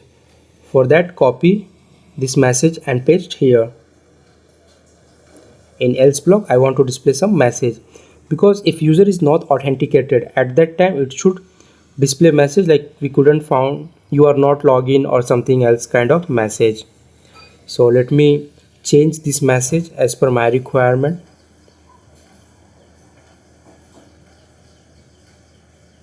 Change this message as per my requirement. Remove this one and type you must have to log in. You must have to log in to see the record or data.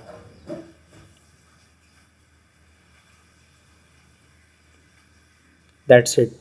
Control S,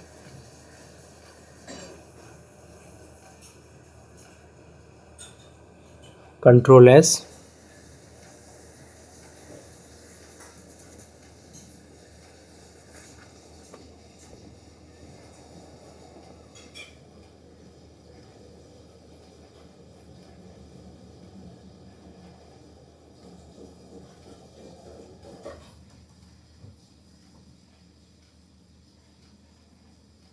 Then copy this record.html and we need to create one page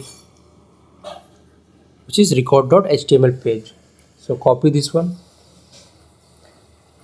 and go to the templates and create one new file which is record.html page.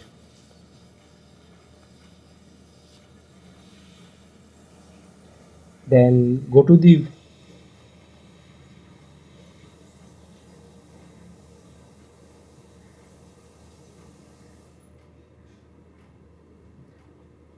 then here we need to write the code for the record.html page.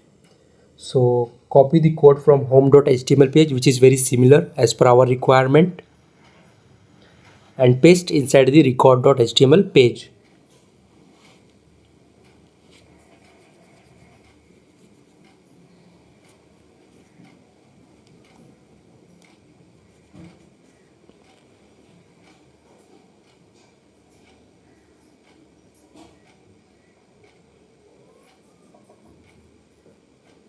Paste here.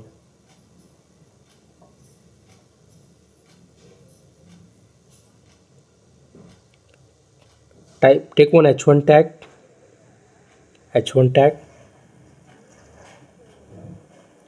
and write records page. That's it. Control S.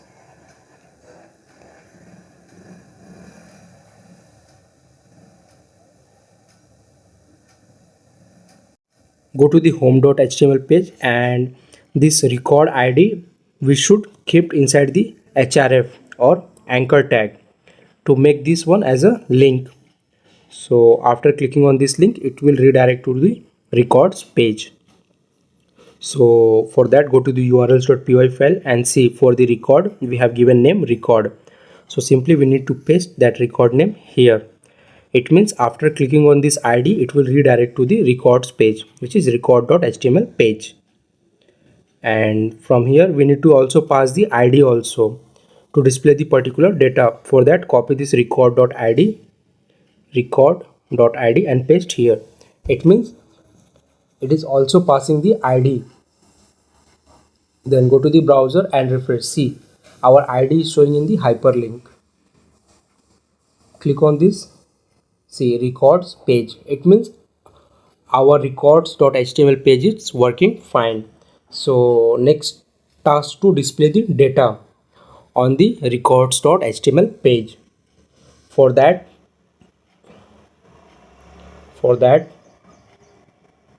go to the home.html page and copy this code, this entire code copy.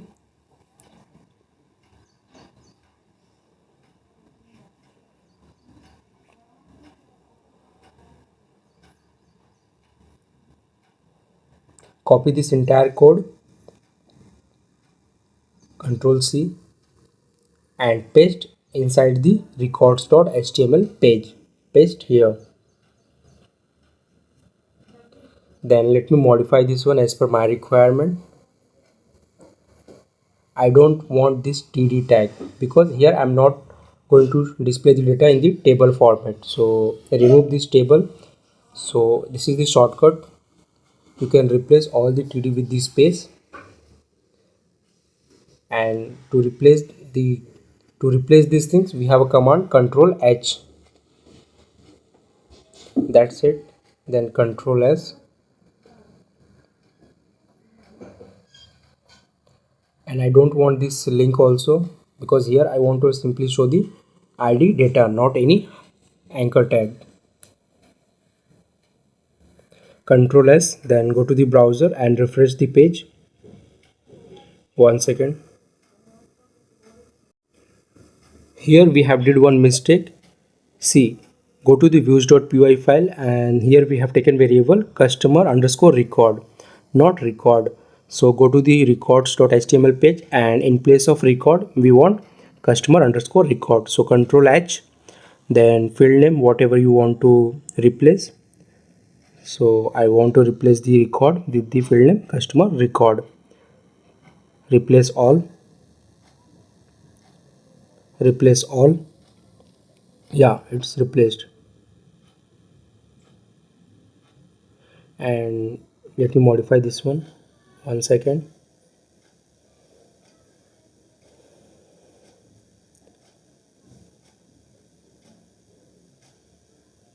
Close this one, then control S, then go to the browser and refresh the browser. See, our data is showing, but this is showing in not in a well form. So let me add br tag to display in one line, one by one. So control S, then go to the browser and refresh. Yeah, now our data is showing in proper format, but still this is not a that much good format. So with the help of Bootstrap we can add some style to this page. First let me change the heading, which is customer record, then go to the browser and refresh. Then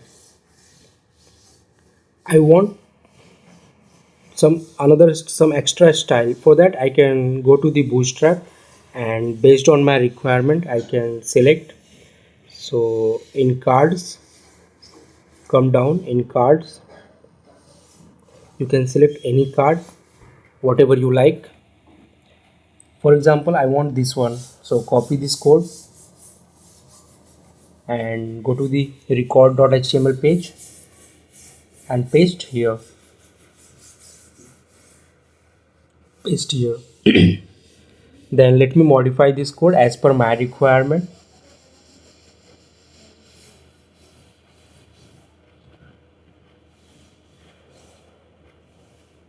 So let me modify this code as per my requirement.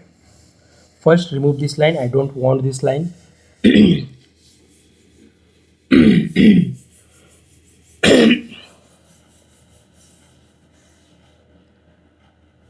Then copy this line and paste in the place of features.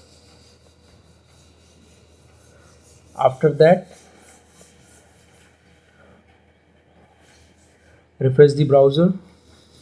Yeah, it's showing like that.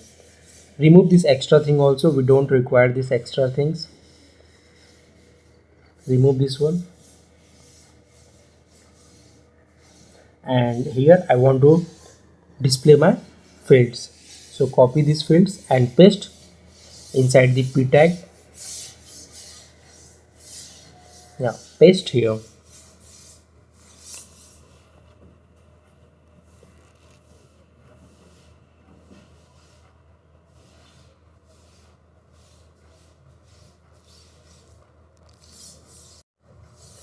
And one more thing, for example, I want to show my first name and last name in the single line. So write in the same line, then remove these extra spaces, then give label. For label you can use the strong tag.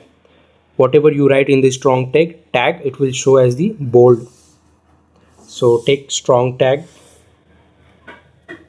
let me take for the all, and write the field name in the strong tag. For example, id, then name,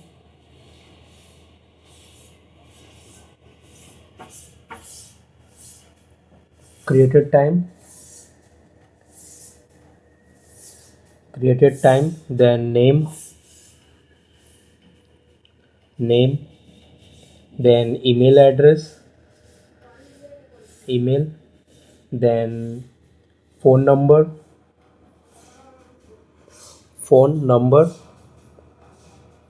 then city, after that state, state,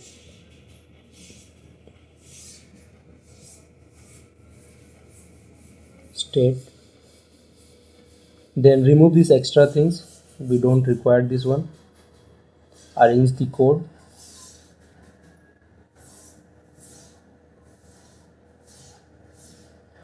Then remove this div and paste here. This is closing of this div.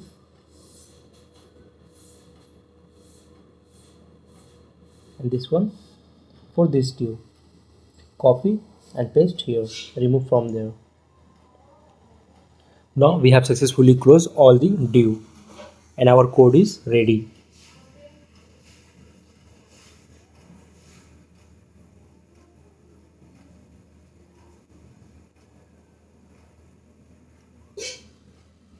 Let me arrange the code.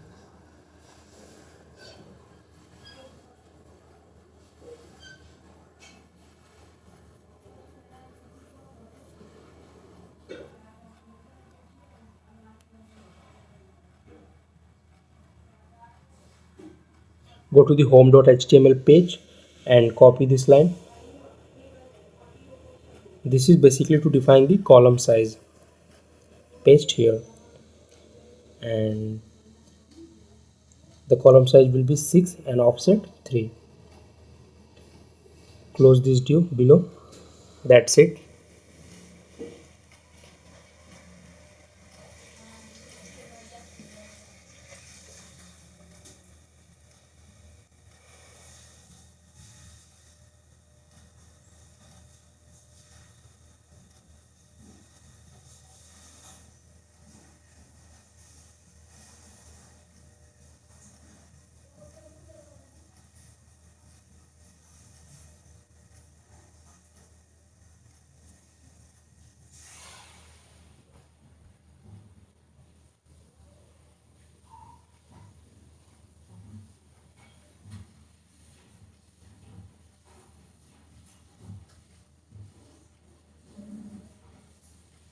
Then Control S and go to the browser and refresh.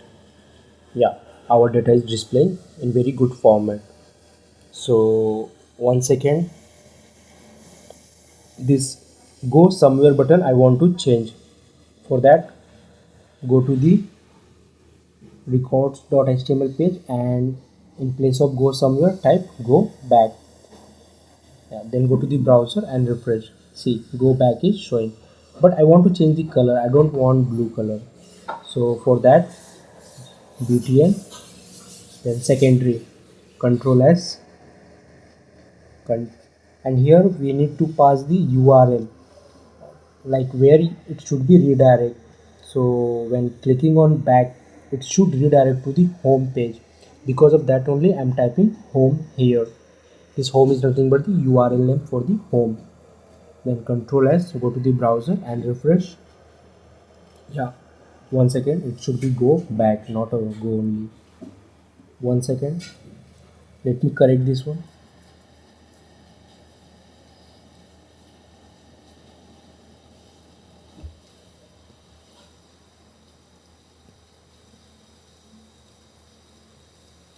Refresh the browser. Yeah, go back,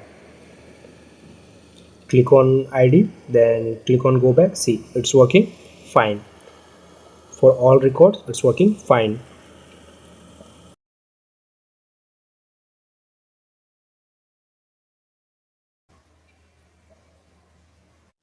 Now I want to add the delete button. For that, copy this URL, which is go back, copy this URL and paste below.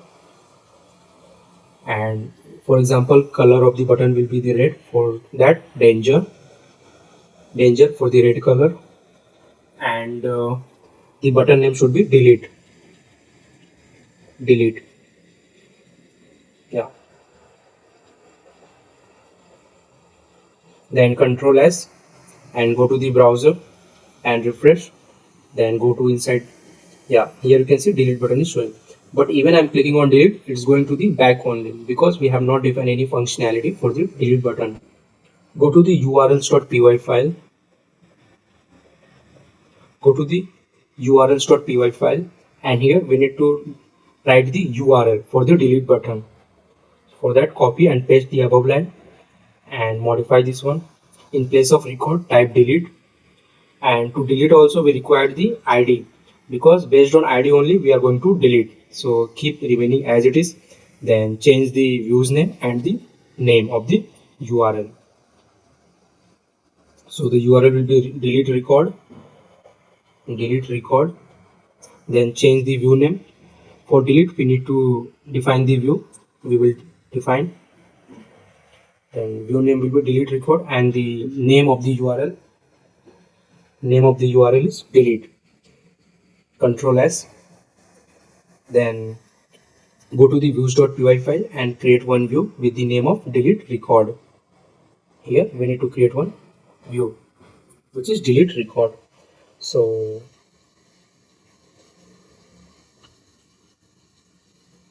delete record or delete function, this is the comment, delete function.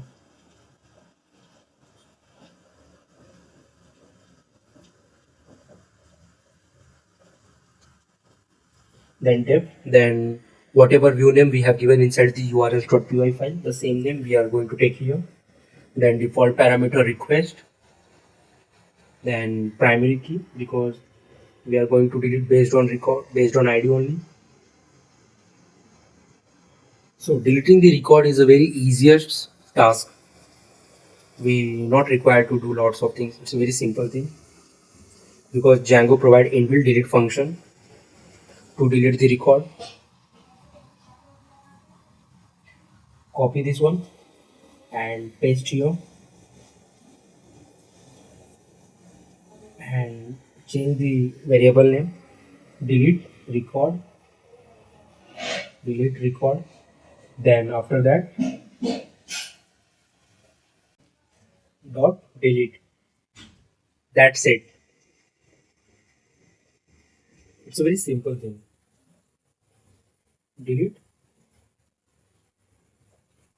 After that, if you want to display any message, then you can copy this above code and paste here, and based on your requirement you can modify this one. So let me modify it.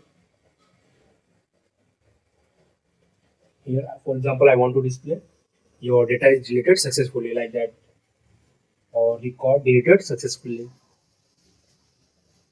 record deleted successfully.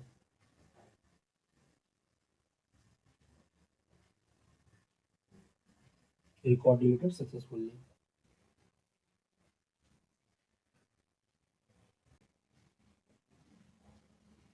Then go to the record.html page, and here we need to pass the url what we have given inside the urls.py file. So we need to simply write the url name. Here we need to pass the id also, because based on id only we are going to delete. So just like record, also we need to pass the id here also. Then refresh the browser. Yeah, click on delete. See, record deleted successfully. Previously there was 3 record, now only 2 record is showing. So one more time, let me delete. Yeah, record is deleted successfully. Now only one data is left.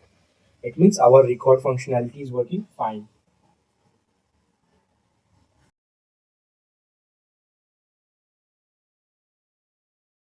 Go to the urls.py file.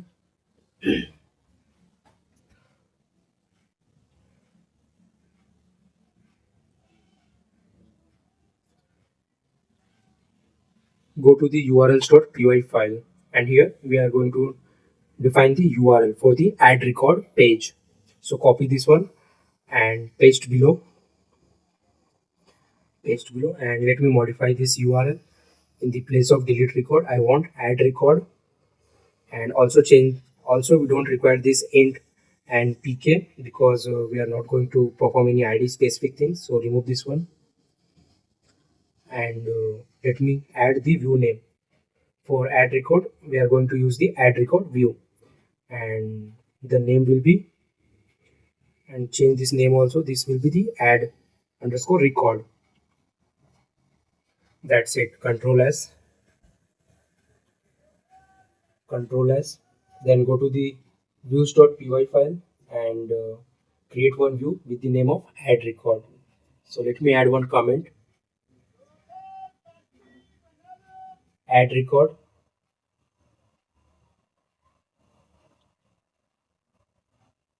then create view, add record. For that, def,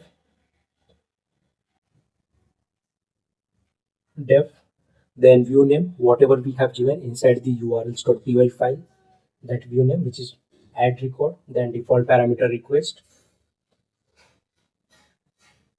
then return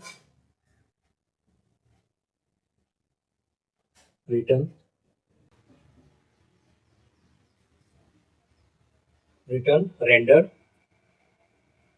then default parameter request. Then we need to specify the page name, on which page we want to add the data. For that, add record.html page.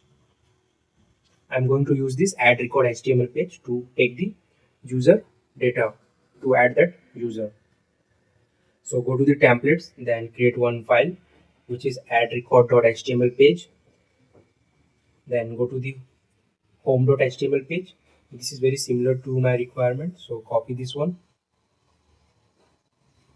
and paste inside the add record.html page. Then let me modify this one as per my requirement. One second. Remove these things. We don't require these things for this page.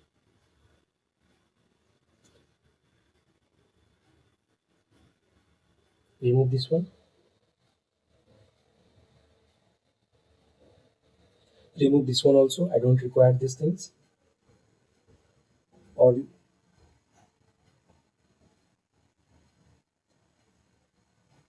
and in place of login, I want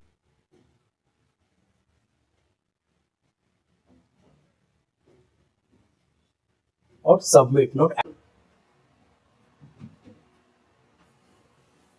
Then take one h1 tag and type add records.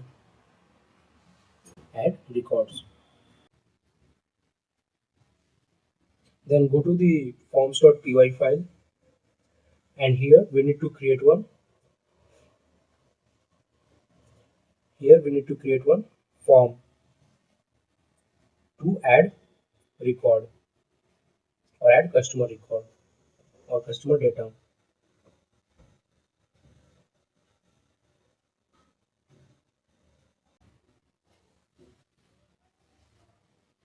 Then class name, whatever you want to give. Then model form.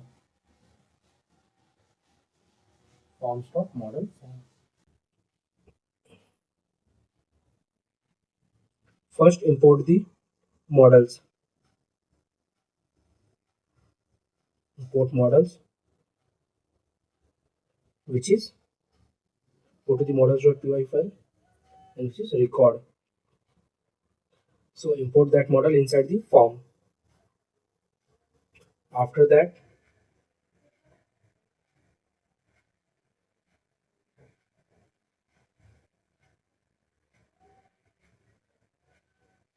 take meta class. For that class meta,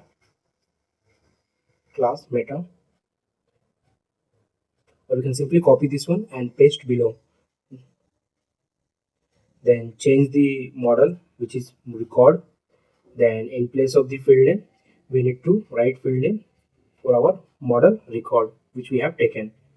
So for that, go to the models.py file and copy this entire things and paste in the forms.py file, and add one by one this all field name inside the fields.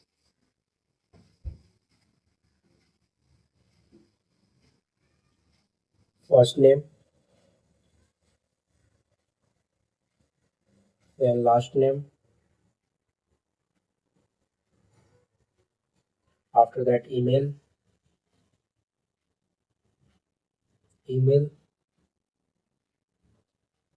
then phone number, then city, and at last state.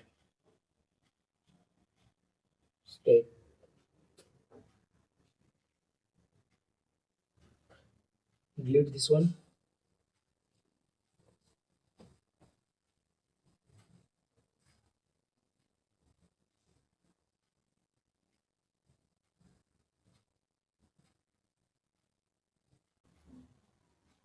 Then go to the models.py file, sorry, views.py file, and import this form. For that, from dot means current directory, forms import, then form name, which is add record,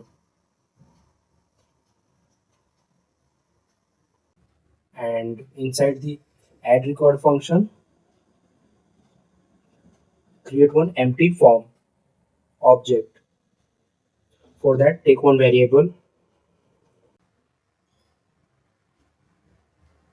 which is form equals to forms equals to then this form name, which is add record. Add record,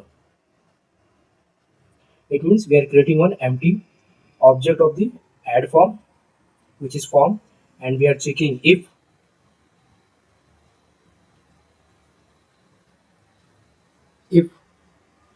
copy this one and paste here, if request.method equals to post, then create one more form object along with that data, and the form object name is the form only, and simply copy this line and paste below. Like if form data is valid, then save.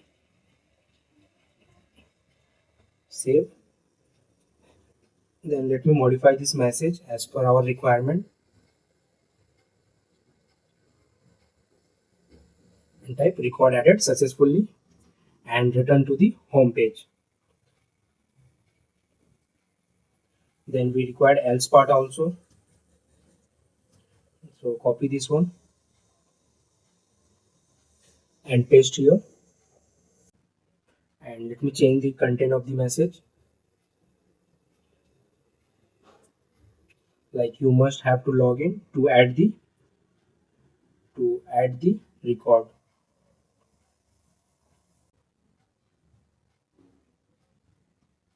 Yeah, now it's done. Control S,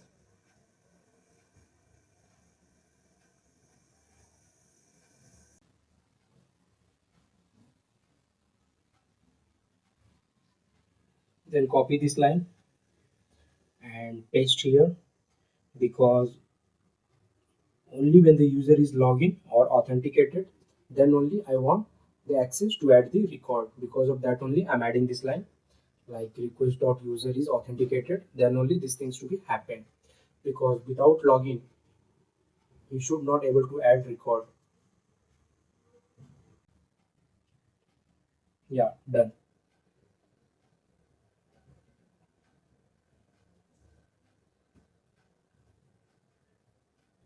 And let me add here also, because after only the authenticated only he can able to delete the record, so I was forget. So now let me add this one here and copy this one and paste here. One second.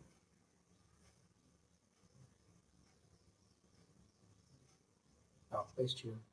Then let me modify this one, like you must have login to delete record. Previously I was forgot to add this validation in delete option.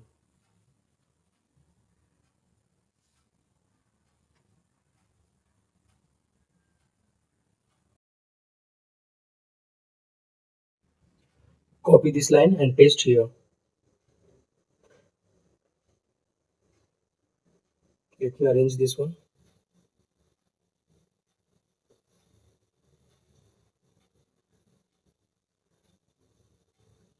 and pass the form key and the value of this form.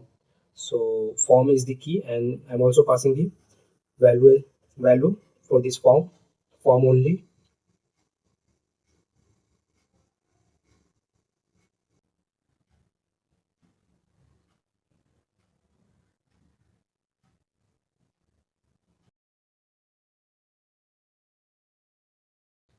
Then go to the browser, refresh.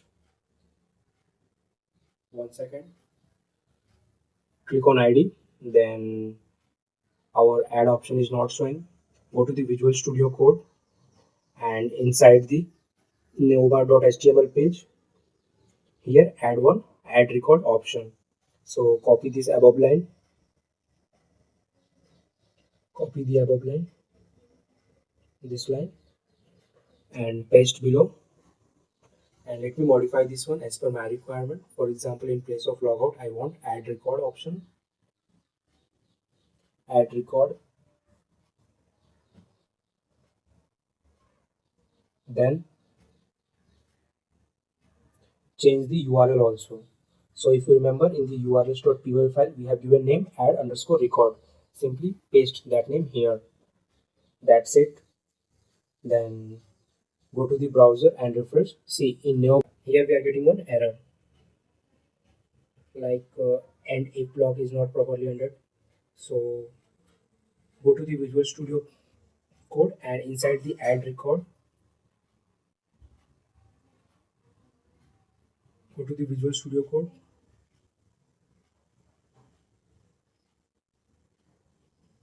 and here remove this and if, we don't require this one. Then go to the browser and refresh. Then here our field is not showing. Go to the Visual Studio Code, and here inside the double curly bracket we need to pass the field name or field key. So 1 second, go to the take double curly bracket, and here we need to pass the key what we have taken for the form inside the views.py file under the add record view. So copy that key and paste here. That's it. Then Control S, then go to the browser, login with the username, then password, then click on login. Yeah, you have logged in successfully. Then click on ID, then go back, it's working. Okay, then add record. Yeah, our field is showing, but there is one problem. This field data or this form is not showing in very well good format. So we can change this one also. For that, go to the Visual Studio Code, and inside the forms.py file, go to the forms.py file,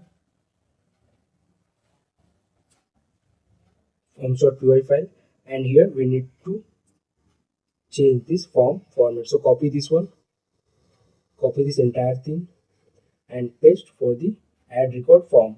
And based on our requirement, we can modify this one. So let me modify this one. So name as it is. So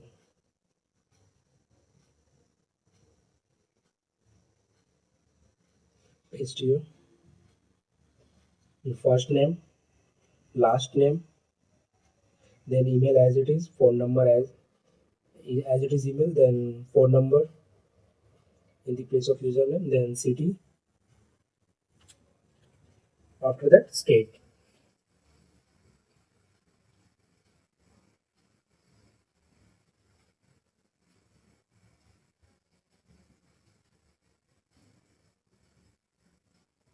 Then also change the label based on our requirement. So let me change the label for the all fields.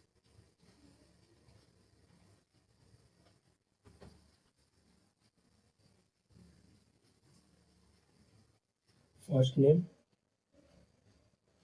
then last name, then leave email address as it is, then phone number,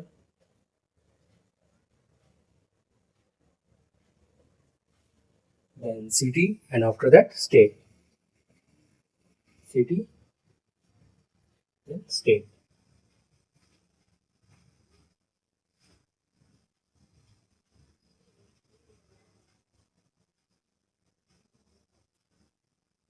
And one more thing, this password input I don't require, I want text simple.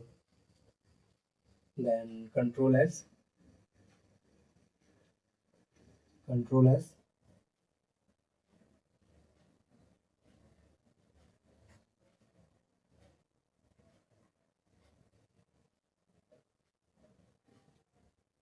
go to the browser and refresh. Yeah, now it's showing in very well and good format. Go to the Visual Studio Code, Let me enter some data or record here.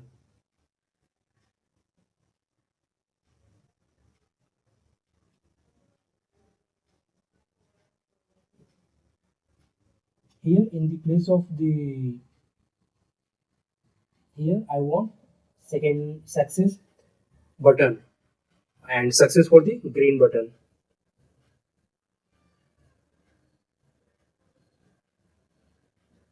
And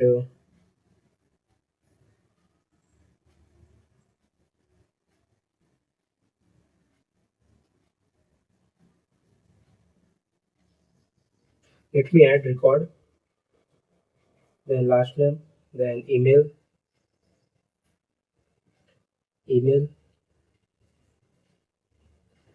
after that phone number, then city, at last state, state,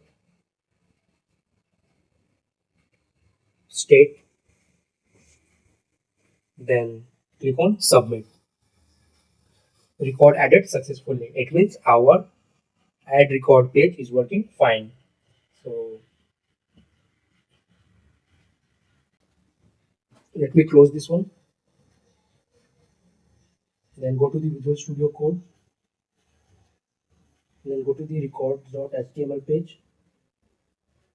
Because after submitting, I don't want to redirect to the same page. I want to redirect to the home page. For that, go to the views.py file.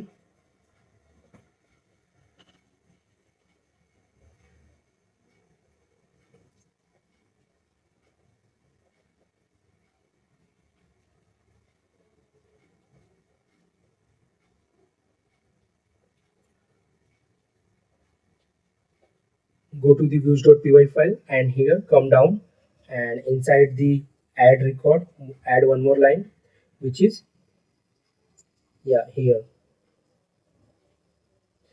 add one more line, which is return redirect to the home page. Because after adding the record, I want to redirect to the home page. And copy this line. Yeah. Let me add one more record to check whether it's redirecting to the home page or not after adding the data successfully. So let me provide last name Yadav, then email address ram@gmail.com, then phone number, then city Mumbai, and state MH. Click on submit. Yeah, record added successfully and it's redirected to the home page. Here you can see Ram is added successfully in our home page.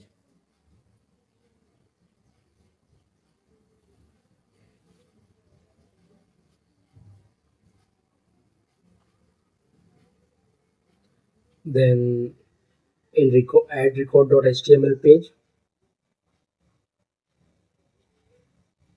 let me remove this submit and here I want add record in place of submit, and the button color will be secondary. Control S, then refresh the browser. Yeah, see color change. And one second, I want to remove these extra spaces.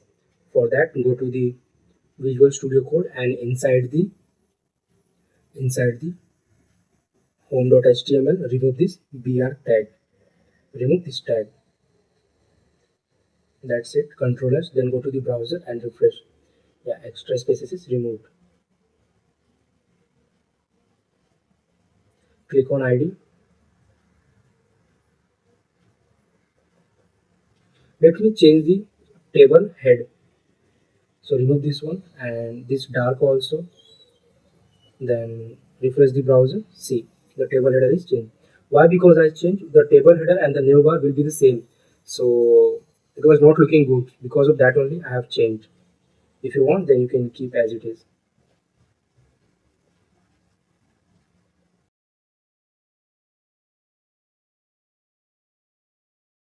Now I want to add the update button. See, this is the go back, delete, the next update. For that, go to the record.html page. and copy this one,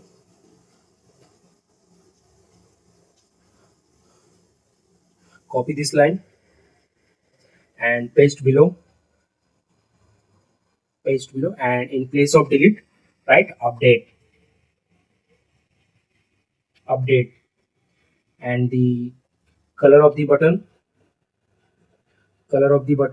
will be success, which is green. Control s,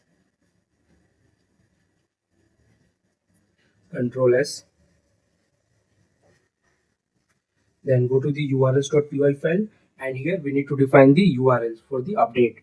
So copy this one and paste below. Then let me modify this one as per my requirement, and in the place of delete record I want update record. And I also require this int and pk, because based on id only I'm going to update the record. Then let me add the update function, then give the name of this url. Then our next task to define the update function in the views.py file. So copy this views name and go to the views.py file, and here we need to create view for the update.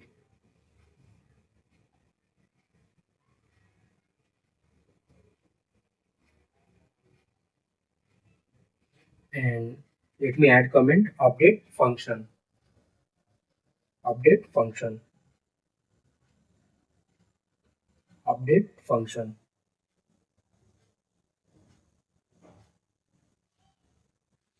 Then create the view for that def, then view name, which is update underscore record, then default parameter, which is request, and also we require the pk. So simply copy and paste here this one, no need to write again and again. Then also I require this line, which is after authenticated only user can update the record. So simply paste this line, which is authenticated. Then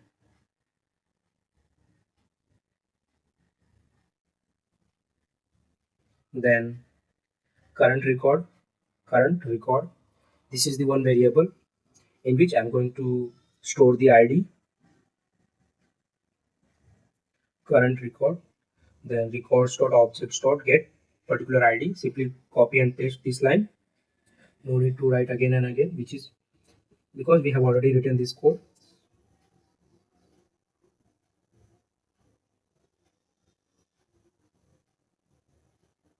Then create one form object along with the data, either it is a post or the none. Create one form object. If it is a post, it means user have entered the data, and if it is a none, it means till now he not added any data, but he's going to be add, and he has visited that page. And I want to show the instant of the current data. Because of that only I'm going to use the one attribute, which is instance.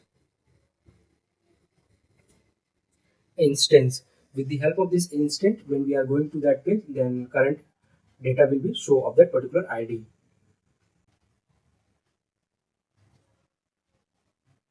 Then go to instance of current record. Instance equals to current record. Instance equals to current record.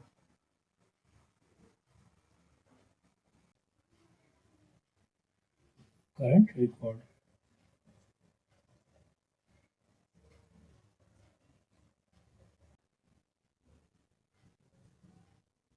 Copy this line and paste here, because same thing I'm going to check, like if form is valid then save. Then based on my requirement, let me modify this message: record updated successfully. And after updating the record, it should redirect to the home page. Because of that only I have written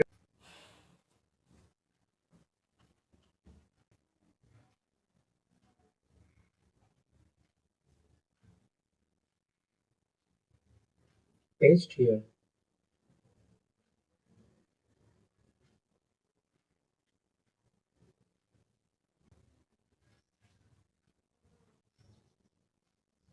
Then copy this line and paste here. And let me modify this one as per my requirement.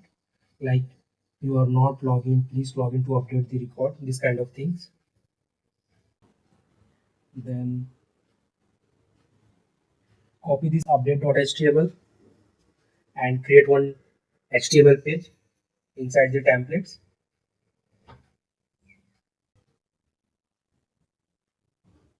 Then go to the add record.html page and copy this code and paste in the update.html page. And let me modify this one as per my requirement. So in place of add record, I want update record,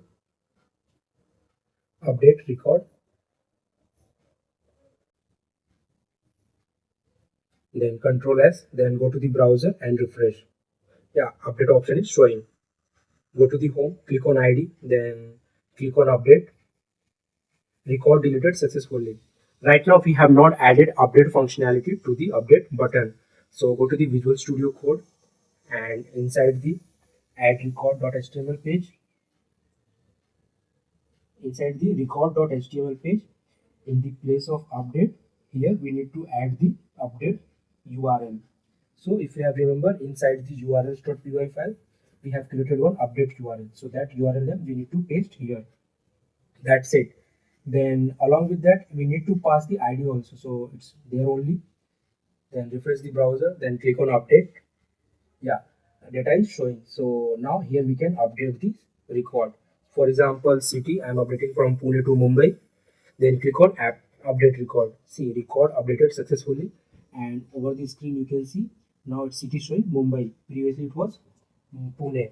Now let me change for the second ID, which is Rajkumar Yadav. So click on that, then click on update, then let's change the city. For example, Mumbai to Pune. Then click on update record. Record updated successfully, and below also you can see city showing Pune. It means our update functionality is working fine. Then go to the home page or login page. Then let me show entire thing once what we have did till now.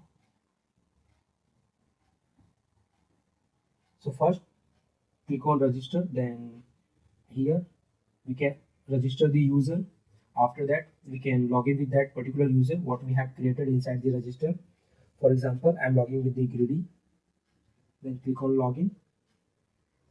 Then so you have logged in successfully and our data is displaying over the home page. Then click on ID. Then here we have three options: go back, delete, and update. So based on our requirement, we can perform the activity. So for example, click on go back, you come back to home page. Then if you click on delete, then record deleted successfully, and you can see in the home page record is deleted. Then click on ID. For example, I want to change the data of Rajkumar. Then click on update. Then here, for example, I want to change the email address. For example, email 123. So record updated successfully. See, Rajkumar123@gmail.com. Email ID is updated. Then here we can add the record also.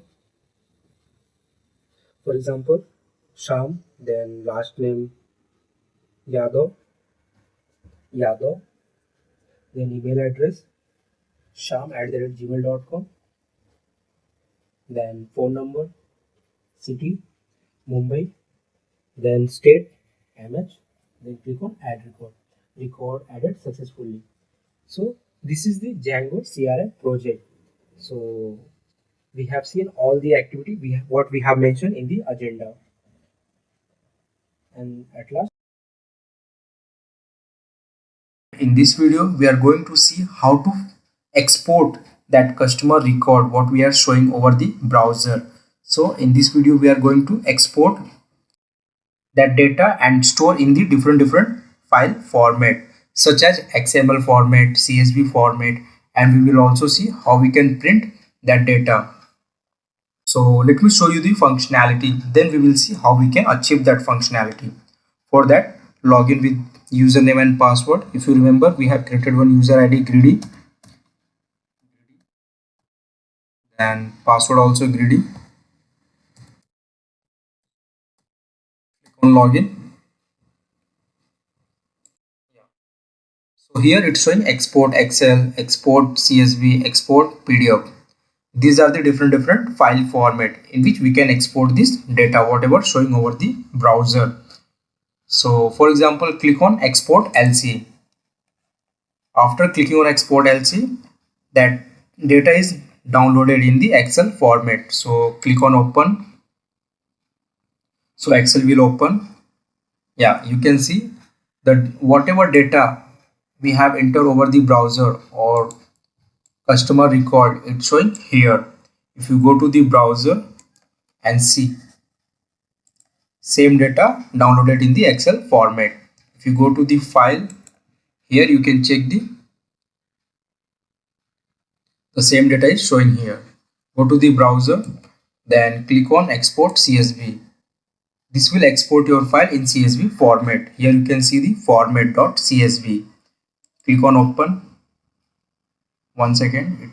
Yeah, you can see our data is showing in the CSV format. Then again go to the browser and click on export to PDF. Then click on open. Yeah, here you can see our data is getting printed. So this is a different format in which we can export our data like XML, Excel, CSV and PDF. Go to the browser and so here one search option is added. Here you can search your record. For example, I want to search for the customer name. For example, Ram. See, it's working. Now next, let me search for the Sham. See, it's working fine. So in this video, we are going to see how we can achieve this functionality. And one more thing, if you are following my Django playlist, then well and good, you can add this one in the existing project, which is Django CRM project. If you are not following my previous videos, then also you can use these things in your project. It's a very simple. You need to add some predefined lines in your HTML page. That's it. So let's go to the Visual Studio Code and let me show you how we can achieve that functionality. For that, go to the Visual Studio Code and inside the home.html page, see, whoever following my Django playlist, they can follow the same step. But who have their own project and want to add this functionality in their project, they can also add this. Whatever I'm going to do in this video, they can also follow the same thing and add all the code in their HTML page where they have a particular table and from which table they want to export the data.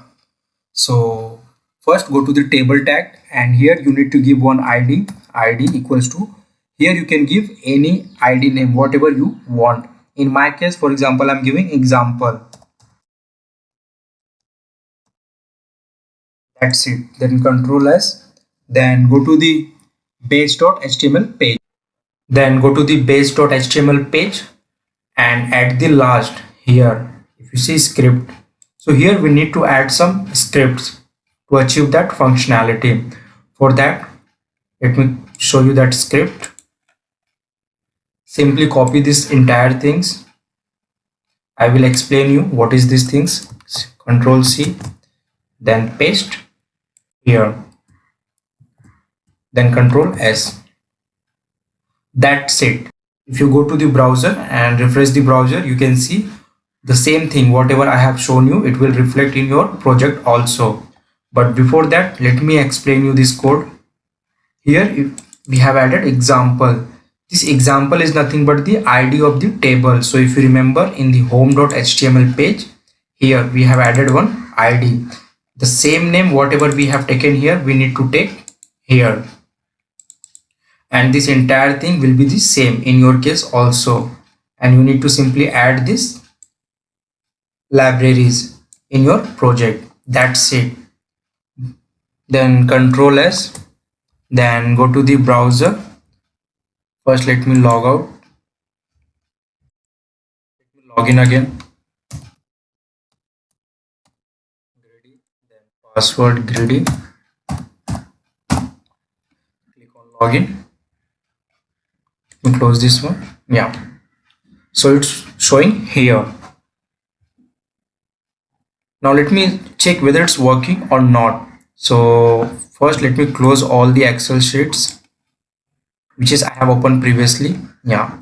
Then click on export to Excel. Then click on open. Yeah, here you can see our Excel sheet is downloaded.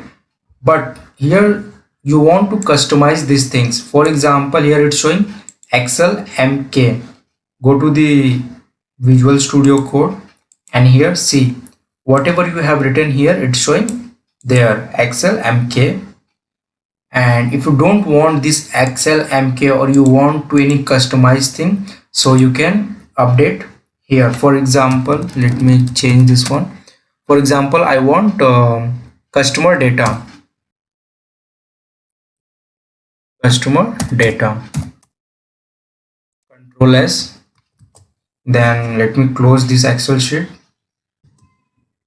First, let me close this one. Then go to the browser. Refresh this one. Then click on Export Excel. Then click on Open. It's opening. See customer data. So you can customize this one as per your requirement. But there is a one more scenario. For example, if you are not taking this one, you are removing this one. Then Control S. Then go to the browser. First, let me close this one. Close this Excel sheet. Then go to the browser and refresh. Then click on Export Excel. Click on Open. 1 second. See, in this case, it's showing Django CRM. So let me tell you why this is coming. See, if you are not going to override the title tag, then whatever title you have taken, that it will show there. If you go to the browser, 1 second, see Django CRM. This is we have taken inside the title tag. So the same field showing in the Excel also. See Django CRM. And if you see the my code, 1 second, let me show you. In the title I have taken Django CRM. So like that you can modify this one as per your requirement. In this video we are going to see how we can import the data to the Django project, or in simple word you can say how we can upload the different file format to the Django project and how we can use that data. So before going to start that things, first let me show you my admin page. For that, go to the admin page /admin. Yeah, this is my model name, which is records. After clicking record here, and if you remember, these are the record what we have added through the front end. But in this case, I'm going to add the records from the CSV file, and simply you can say I will maintain all the data in the CSV file, and in one shot I will upload that data to the Django project, to this Django CRM project. So let's start. Let me show you how we can achieve that things. For that, go to the command prompt, and here we are going to perform the import operation. For that we need some libraries.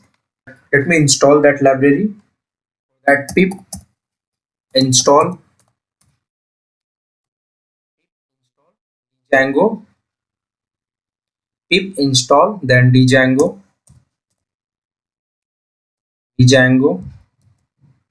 dash import dash export. Enter.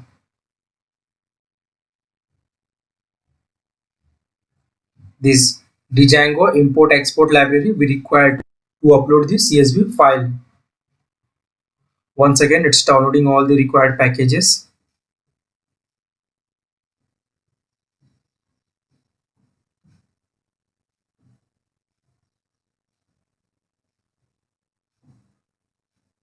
Yeah, downloaded successfully. Then let me run the Django server again. For that we have a command python manage.py run server. Enter. Then after that we need to add this Django import export library inside the our settings.py file. For that, go to the settings.py file inside the Visual Studio Code, then settings.py file. At the installed app, we need to register here, single quote, import underscore export. Then next step 2, we have to register this import and export, this import export inside the admins.py file. For that, go to the admins.py file. Then here we need to import one library, which is import export model admin. For that, we need to import the import export model admin. For that, from import underscore export dot admin, then import, then import export model admin. That's it. Then control S. Let me check once again. Import export dot admin, import export model admin. Then simply copy this one, paste here. We don't require this one, so paste here. Then control S. Then go to the command prompt. Once again, let me run the Django server again.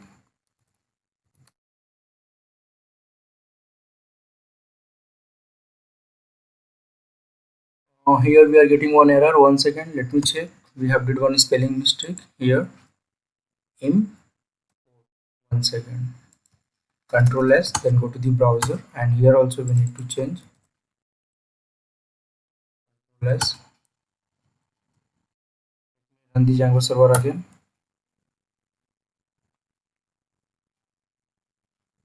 Yeah, it's working fine. So go to the browser, and then refresh this one. But before going to import, let me show you the home page, my CRM. Here you can see these are the data we have already, and now I'm going to add some additional data here with the help of the file, which is any format like Excel, CSV, or any format. For that, you can add the data. So go to the admin page, then click on your model. See, basically this model is nothing, your table only. So this is the table where you want to add the record through the file. So click on import. See, here option is showing import export. So to add the file or to upload the file to your table, click on import. Then from here you can choose the file, and from here you can select the format of the file. And see, these are the fields name what your file should be contain. So let me show you the file what I have created already. One second. Yeah, see, this is the file what I have created, and I'm going to upload this file. One very important thing, whatever field name it's showing here, the exactly same field name you need to mention here. Otherwise your data will not upload properly. So make sure this field should be safe whatever written here. Then next step, choose the file. So over the desktop, one file is CRM, then click on open. The file format is CSV, then here also it should be CSV only. Then click on submit. After clicking on submit, here you can see the preview of the data what it's going to be uploaded, and here also it's showing one message like if you are satisfied with the result, click on confirm import. So these are the data what I'm going to be upload in this particular table, which is records, or in Django it's called model. Then click on confirm report. Yeah, so here you can see Upender, Divakar, Vinod, Durgesh, these all data is showing. Let me show you my file. See, Durgesh, Vinod, Divakar, Upender, these are I have added. And one more thing, this ID and created at, I have kept the auto increment. So because of that only, it's not required to pass here. It will automatically capture. Then go to the browser. And one more thing I want to show you, go to the import, and here you can see different file format is there. It means you can upload the data through the different file format. like CSV, XLS, XLXL, TSV, JSON, YML. This type of file you can upload. Then go to the records. Then here you can see one export option is also showing. So this is the format. From here you can select the different format and export the data from this records table or model. So for example, let me show you how we can export from here also. For example, you want to export in the JSON format or let it be in CSV format. Then simply click on submit. See, click on open. Yeah,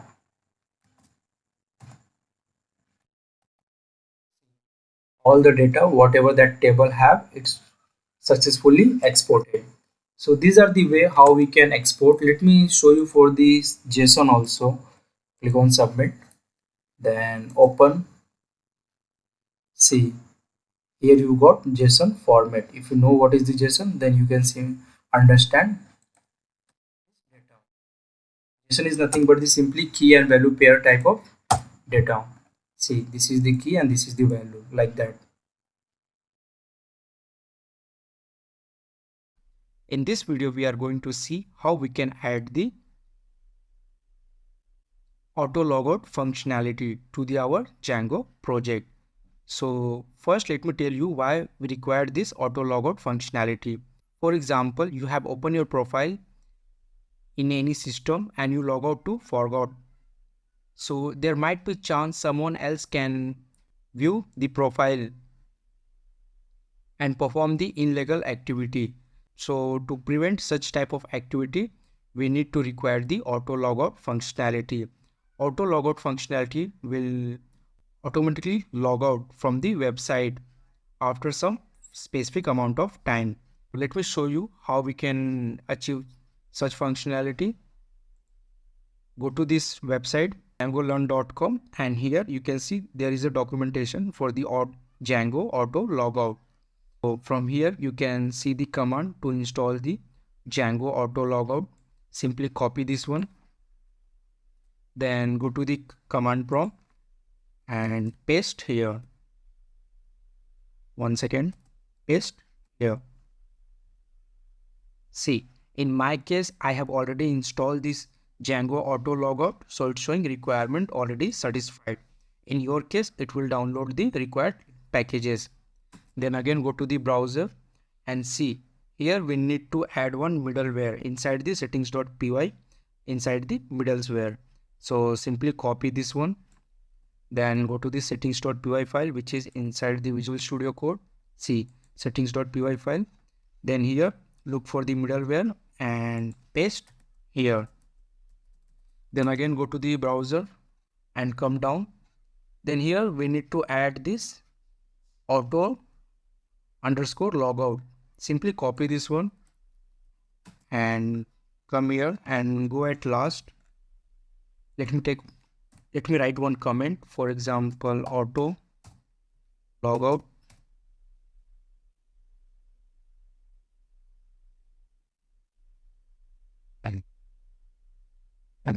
and paste here. This 600 is nothing but the seconds. So whatever amount of time you are going to specify here, at that particular amount of time, our session will expire, or you can see user get log out. For example, for testing purpose, I want for the 5 second only. Whatever we are entering here, it's in a second. So 5 means 5 second. Then go to the browser. Then after logout, I want to display some message. For that, copy this one and comma, then paste here. So it means after 5 seconds, it will log out and display the message like the session has expired. Please log in again to continue. Then Control S,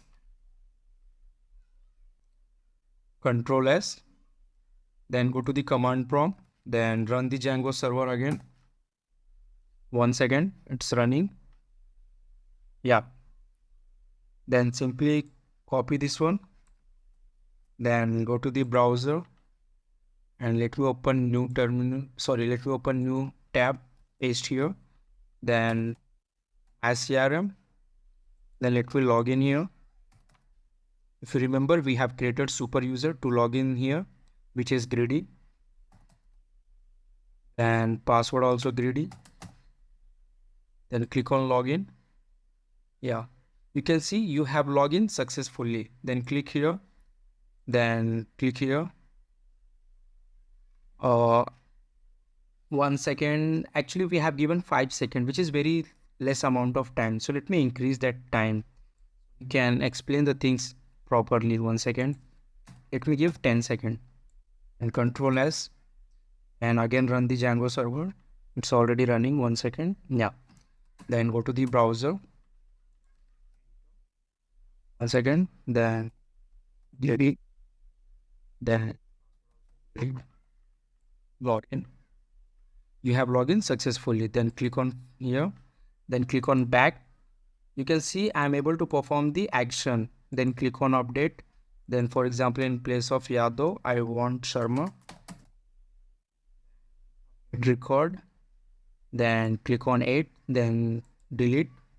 But here you have observed one thing, like 10 seconds is already completed, but still I have not logged out.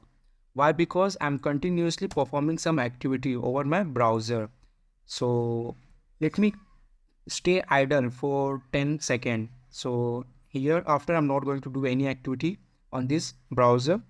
So let me check after 10 seconds. Why? Because I have added functionality like that. If I'm not going to perform any activity over the browser for the 10 second, then it will automatically log out. It means if I'm continuously performing any activity, so it will not log out. So you can understand like that. If I'm going to be idle for more than 10 seconds, at that particular scenario, I'm going to be log out. So now let me click here. See, the session is expired. Login again to continue. Such type of message we are getting. So this is how we can add the auto logout functionality. So this auto logout functionality is very useful, and commonly you have seen this auto logout functionality or such type of message like the session has expired, please log in again to continue in the net banking sites. If you have observed in the net banking site, if you are not performing any activity for some amount of time, then it will show the message like your session is expired. Such type of message you will get. So this is highly recommended to add the session expired functionality to your browser to prevent the illegal activity or some threats. In this video, we are going to see how we can upload the images in the Django from the front end. So for that, go to the Visual Studio Code.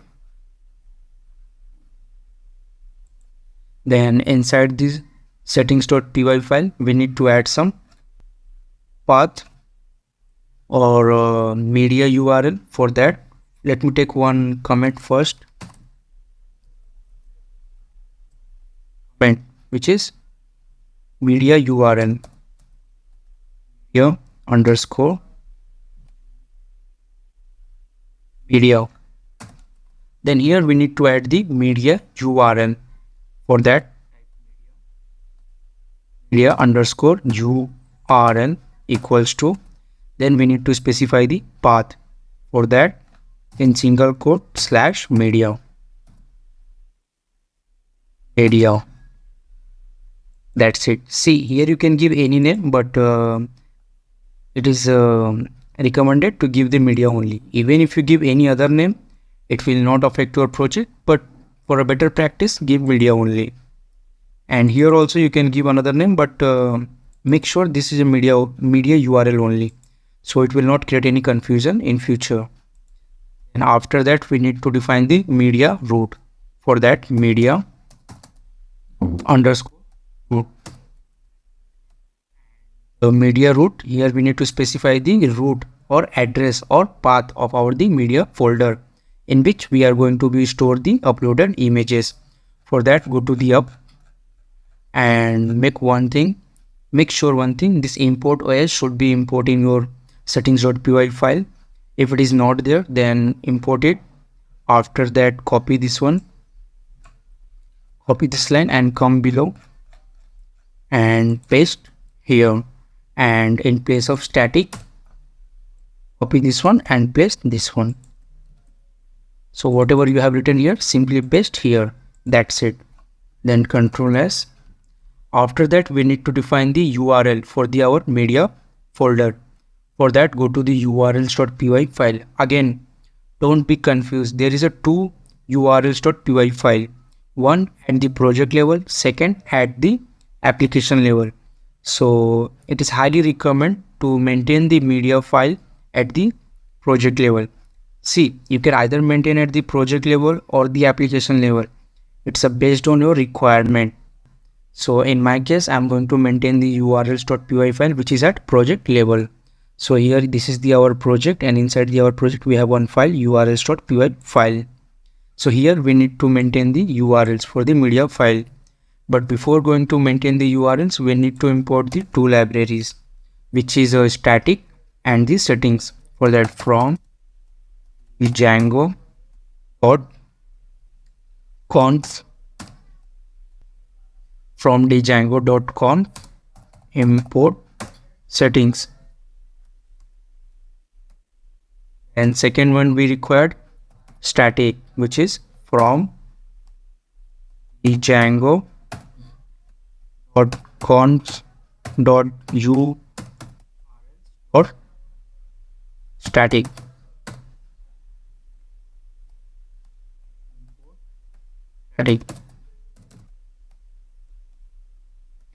Then at the last, after completing this square parenthesis add plus, then here we need to specify the media URL and media root, what we have defined inside the settings.py file.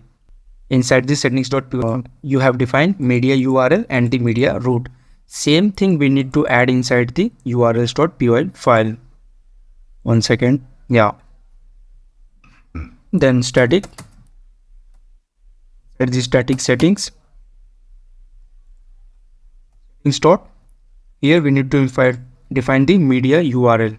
So inside the settings.py file, this is our media URL. Copy this one. Then paste here, comma, document underscore root. This document underscore root is nothing but the location or path where our document going to be uploaded or stored. Then settings.py file, copy this one, then come here and paste here. That's it. But once again, here also we need to add settings dot media. Yes. So let me tell you what we have did up to this point. Go to the settings.py file. See, here we have defined the media URL and the media root. This media URL is nothing but the location where we are going to be store our media or image folder or image file. So this base dir is nothing but the location up to our the project. So see, Django CRM, this is our project name, and this is the up to the base location. So we have maintained media here, right? Media here. So it means whatever we are going to be store inside this media, it will going to be stored at this location, which is Django CRM. Same location we are going to be store our images. After that, inside the urls.py file, we have imported two files or two libraries, which is settings and the statics.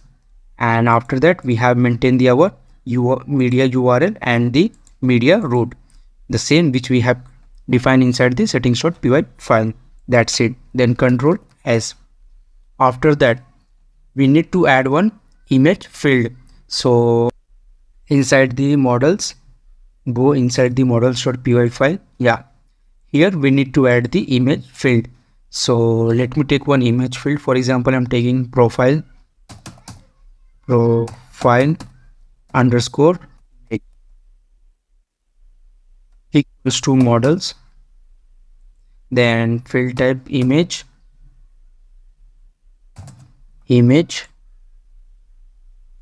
then here I'm defining null equals to true. It means if it is a null, then don't throw any error, it will take. Then blank equals to, also I'm taking the true. And then we need to specify the location where we want to upload this image. For that, upload to, then here we need to specify the location. Images, here you can give any name. I'm giving images. Whatever name you will give, it will not throw any error, it's fine. Then slash, then control S. See, we have added new image field. So if you are doing any modification in the models, then it is highly recommended to run the make migration and migrate command. So keep in mind, we have to run that to command. And one more thing, if we are working with the images, then we should install the pillow library, which is highly recommended. Without pillow library, you cannot perform any image upload related things. After that, control S. Then here we are working with the images, which is one special field or multimedia field. For that, go to the templates. Inside the templates, go to the particular templates where you are going to be where you are going to be upload that images. So in my case, inside the add record, I'm going to perform that action. For that, here I need to define the encode type. Encode type equals to multi-part form data. With the help of this only, we can work with the images file. That's it. Our next step too, we need to add that model field which is newly we have added inside. So go to the forms.py file, and here see, we need to add that newly created fields. So simply copy this one and paste here. Then go to the models.py file. One second. Models.py file, copy this name. Then go to the forms.py file and here paste. And one more thing, in place of char field, we need to write image. And here also, I don't require this widget right now, so let me remove this one.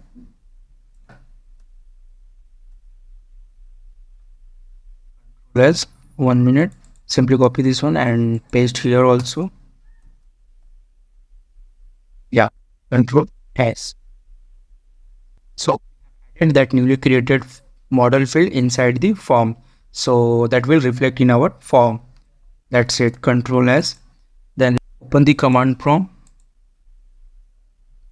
Once again, here we are getting some error. Media URL setting must ended with the slash. We are getting some error inside the settings.py file. Go to the settings.py file. Yeah, here we have did one mistake. It should be like this. Control S.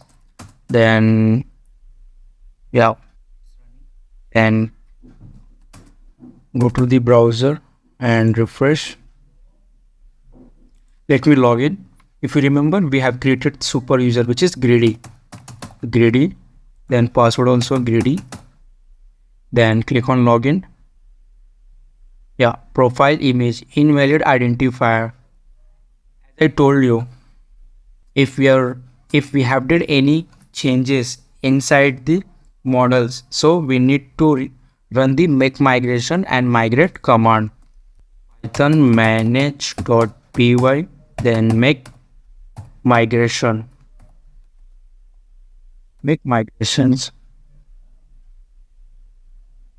Here it's showing like profile underscore image rename. Actually previously I have created one profile underscore image field for the testing purpose. Because of that only it's showing these alerts. So click on Y. Then our next command, migration. For that we have a command python manage.py migrate.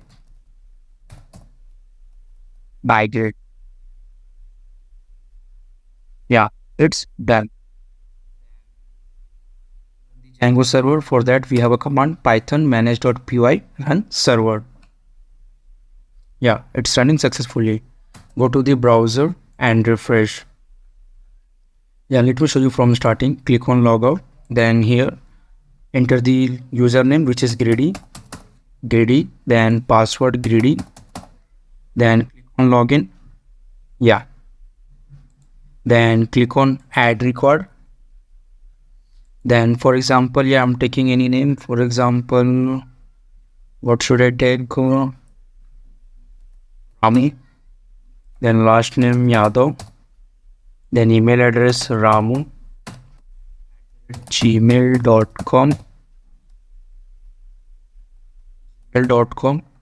Then phone number, city Mumbai, then state Maharashtra MH. Then here see profile underscore image, one choose file field is showing. Then click here. Previously it was not here. So for example, let me take virtual this image. Click on open, then add record. It's showing record added successfully. Close this one. So see Ramu, one new record is added. If you click on this, right now it's not showing here.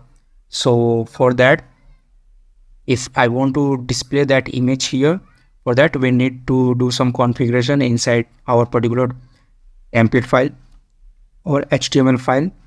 So I know this is coming from which HTML file. For that, go to the Visual Studio Code, and that fields are coming from the record HTML. So go to the record.html here. So simply copy this line and paste here. Then in place of state, I need profile image. File image whatever. For example, I'm taking P. Then here we need to specify the field name. So remove this state and go to the models.py file. Once again, models.py file. Simply copy this one, .html, and paste here. That's it. Control S. Then go to the browser and refresh. See that images underscore virtual.jpg showing here. But